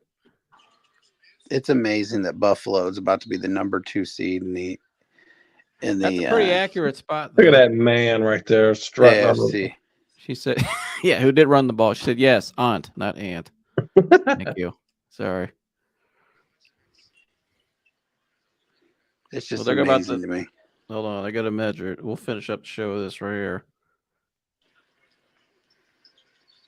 He is. They're going Short. to review it. They're That's a gonna bad review it. spot. Yeah, I don't they're know. I thought it was reviewing pretty this. accurate. They're reviewing this. Did you see Mike McDaniel's like, all right, what do we do? That's right. He's like, what do we do? What do we do now? We abandoned Well, the run. What do we do? They're going to review that. I don't think he got it. I think that spot's pretty accurate. He didn't get it. No, he did not get that. He's right. He didn't get Yeah. it. He didn't. His dumbass. Oh, sorry, kid. He didn't extend the ball. Well, here, Jace, this is what you do not do. Yeah, Right you here. got to extend that ball out. This My is what gosh. you extend the ball. Tell your quarterback to extend the ball. He need to do like Trevor Lawrence does. Just reach out with that ball. Well, yeah. Here we go. Miami's got the ball. And first pass, Tyreek Hill, 8 yards. We might as well just watch this out now because this is big, this is big for us. Unfortunately, though, they don't have Waddle or Mostert in this game, so they really only have Tyreek Hill. They ran the ball effectively though. They had 100-something yards. He just abandoned it in the the second half. I don't understand why. He did this against the Titans too a month ago. Lost that game. 2nd and 3. Motion out. Tua steps back. First down. Completion to the tight end, to Gesicki. No. Who's that? Who's 81? Gesicki. That's Smythe or whatever his name Didn't he is. used to play for them, Gesicki? Yeah, he's on the Patriots now, though. Oh, that's right. He did leave. Yeah. No, they looked alike. They go quickly, and Tyreek dropped it. But they got the flag, though, so it could be pass interference. If they, oh boy, they should have just went for it on that dummy count. They should just what you said, Chris. They should just went for it right there. Mm-hmm. They probably would have got it because they weren't really prepared for that either. They thought it was gonna be a wildcat, and they went right in under the tush push. And they defense is looking around. They should have hiked it right there.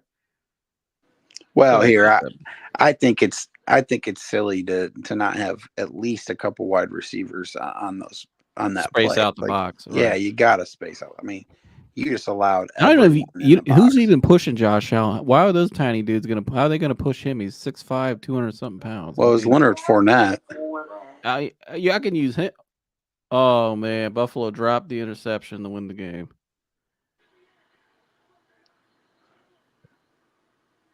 I would just use Leonard though. I mean, the other dudes ain't going to help much. I just love how they just Now Tyreek is limping off the field. they Not don't a even good sign. care. They don't even care. We're just going to throw it to Tyreek. Double Force feed him the ball. Yeah, double team, no problem. Who's the other guy that caught the pass in the first down? Go back to him. Now he's out of the game because he's hurt. And no Waddle either. There's gonna be a pick here. No. Right there, called it money. I knew it. Yeah, he's trying to throw the ball in cover too. Oh my gosh. But now Poyer's limping off the field for them. Well, that's the ball game. Taylor Rapp, yeah. The better team definitely won this game. The better coach. It's amazing to me that the Buffalo Bills, after Yeah. everything, are Now about to be Poyer's the down. I hope he's all right. number 2 seed. That's crazy. Crazy. Yeah. Oh, that was Rap. Rap's down. Yeah. You said watch he's gonna throw a pick. He just threw the same he threw the same ball in the same coverage on the other side the Mhm. play before. Now Tyreek's out. I'm going to get my clothes. My gosh. This Oh, is Miami's a joke. Get my clothes from my room. Who's Miami gonna play now? So Kansas City? Miami plays Kansas City. Pittsburgh Jeez. plays in Look Buffalo. at that goon. Look at that clown. We got the battle of the Hey, breaking all Dan's records. yeah. I don't think Dan would have threw that ball. Idiot. My gosh. Well, that might be the closest game, Kansas City, Miami now. I mean, they're kind of alike. Soft and I mean, obviously Andy Reid's an all-time great coach, but Pittsburgh didn't want this game, man. no. You know, they got to go with the Buffalo too. It might be blizzard conditions. Snowing, cold. You know, it's cold. What do you think the odds are that Mason Rudolph rolls up into Buffalo and beats Josh Allen and the Bills? I mean, it has to be plus 500 at least. I mean, there's. Well, I did see the Manhattan Milf Hunter beat him earlier in the year. Well, here's the thing, though. Because he threw all those picks. If he throws a bunch of picks. That Jets game, he threw all those picks and they won. Yeah, the Jets have corners at least. I mean, they have Patrick Peterson playing safety. I mean, the Steelers do. And no TJ their Watt. bread and butter, though, is defense. Here's what I want to do. I want to see Mike McDaniel throw a football. I just want to see what it looks like if he throws a person. That's what you said earlier. I want to see him make some kind of football move. Do you think Mike McDaniels would be a hell of a salesman? He looks like an F&I guy that's a clerk. Like he just can't write any gross. He just gets in and spins paper, has a false sense of who he is, or an internet manager. Oh man! Yeah, he's a clown. He looks like a mailman. He does. He just. Although my mailman's a lot cooler than him. I mean, Big Mike McDaniel, a mailman. We might honestly get it. We might get the old Browns versus Bills in the second round. I mean, that'll be a good game. We might get the Browns and the Lions, to be honest with you. Oh man, would that be sweet? I think there's a good. It's a good chance. We got a shot. I don't think anyone wants to play the Buffalo Bills right now, dude. I don't mind. I don't care. I don't think anybody wants to play the Browns either. No, we're the two teams nobody wants to play. Yeah, I agree. Yeah.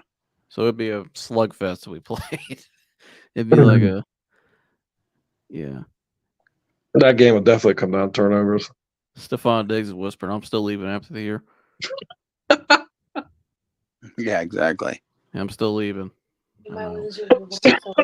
See what happens when you give me the ball up 10 times a game. Yeah. They're one of them Bills fans. Damn. Oh yeah. I mean, it's Miami, of course. It's like when there's a game in LA, it's 75% of the stadium. It's a home game basically for the other team. But all right, well, there you guys have it. You got a lot tonight, Dan. I didn't know Dan was in Fort Lauderdale. Dan called in from the beach. We got the big game tomorrow. Chris says go blue, and that's gonna be that's it. You guys got anything else? There's a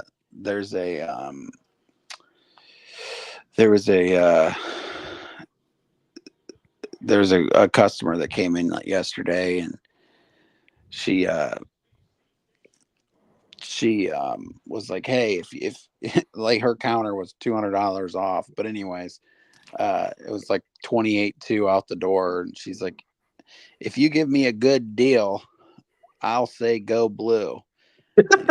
And I said, all right, I'll do 28 grand out the door, but you have to go up to that salesperson right there and yell go blue. And sure enough, dude, this girl went up to the biggest Ohio State fan that we have, the salesperson, walked right up to him and yelled, go blue, so loud that I didn't even realize that she was going to do it, or even close to that loud. And he got so twisted. He did? Oh my gosh. Well, he was already twisted, kind of. But He should be mad at his coach, not her. Yeah. Don't be mad at Michigan. Be mad at your Ohio State. Yeah, quit enabling this crap. Just yelled go blue throughout our showroom. It was awesome. People he the get guy too that's wrapped supposed up in all that shit, man. No, I agree. Like, Yeah. oh gosh, Michigan! Like their life's life's over over because 'cause Michigan Michigan's won. playing. How about you just beat them? Right? They're just a good team. Why don't you just salute them? Right. I mean, respect the game. I mean, Yeah, I mean, here I've said it all year. I think this is our year. We've been there 3 straight years. I mean, it's just we've brought everyone back. I mean, I think it's time to close the deal. Need the cherry on top for Harbaugh. Ian's got to close it, man. Right. Because you know it's coming. Yep. Exactly. They got to get it done. Yeah, I think this is the year that they do. I do. I hope. We'll see. I'll be at the edge of my seat and probably again crying no matter what tomorrow. You might get a couple curse words from Chris tomorrow night. No. Chris. No. Chris doesn't get caught slipping. If my wife hasn't made me cuss by then, Michigan football definitely won't. Yeah. Could the Lions make you or no? No, they just. I don't think I've seen the worst customers in the world come into the dealership. Chris still don't get cussed. He just don't. I've seen Chris mad. He don't cuss. Joe, I'm on little Joe, man. I'm unflappable. I could tell. Yeah, he just don't get all wound up. I don't blame him. I don't to want the point to that here, I'm a lot better than I used to be, but I used to get really wound up. Listen, I know that there's a higher purpose in life, and exactly as much as people make me mad, and I want to. I honestly would rather punch someone in the face than say a cuss word. Yeah, just get it over with and walk away. Yeah. If they make me mad, I'll just hit them. Oh yeah. Well, yeah. Him and I were watching something last night, and this certain individual had us. But yeah, you're right. We just kept talking about our higher calling today and just let it go. And yeah. Sometimes it's just best you do it. You know? Oh yeah. But I'm by no means perfect. But no, nobody is. Yeah, I used to curse all the time, man, and I don't know. It just isn't there. It just isn't in my vocabulary. You know what cursing is? Cursing's a habit. So once you break the habit, you don't do it anymore. Yeah. And by no means I don't look down on people that do. I don't, I ain't judging. I don't. It's just not something I do. Yeah. No, I agree. The more the last year, especially, I've drawn closer and closer to my faith. The more I try to be more aware of it. Sometimes I get in the show, I just get in the moment, and and plus I played competitive ball for 10 plus years, and the people I was around, it's kind of just like you said, it's a habit. I mean, we were in some battles, and sometimes there were some F-bombs thrown, but and punches as well. But yeah, but no, I the more I've drawn closer, the more a lot of things I've been blotted out of my life. So It just started when I met my wife and had kids. And it just, here, just kind of went away. But again, I don't think people are terrible people that do or anything like no. that. To me, curse words are just slang words. It doesn't. I don't know. If you thought they were terrible people, you wouldn't be in the business you've been in for a long time. I can tell you that. I've Right, never. exactly. I mean, that is part of the business. Yeah, Exactly. it's like part of that's in the handbook. Exactly. So, yeah, I'm not. It is what it is. But I just prefer not to do it. But I have. I mean, here I've slipped up. There's no doubt. But well, all right, Chris. I appreciate you coming on. And so Saturday, Browns, Texans, and then Dolphins, Chiefs. Saturday night, and then Sunday. Why could they just the night game? Saturday or Sunday, Steelers versus Bills at 1.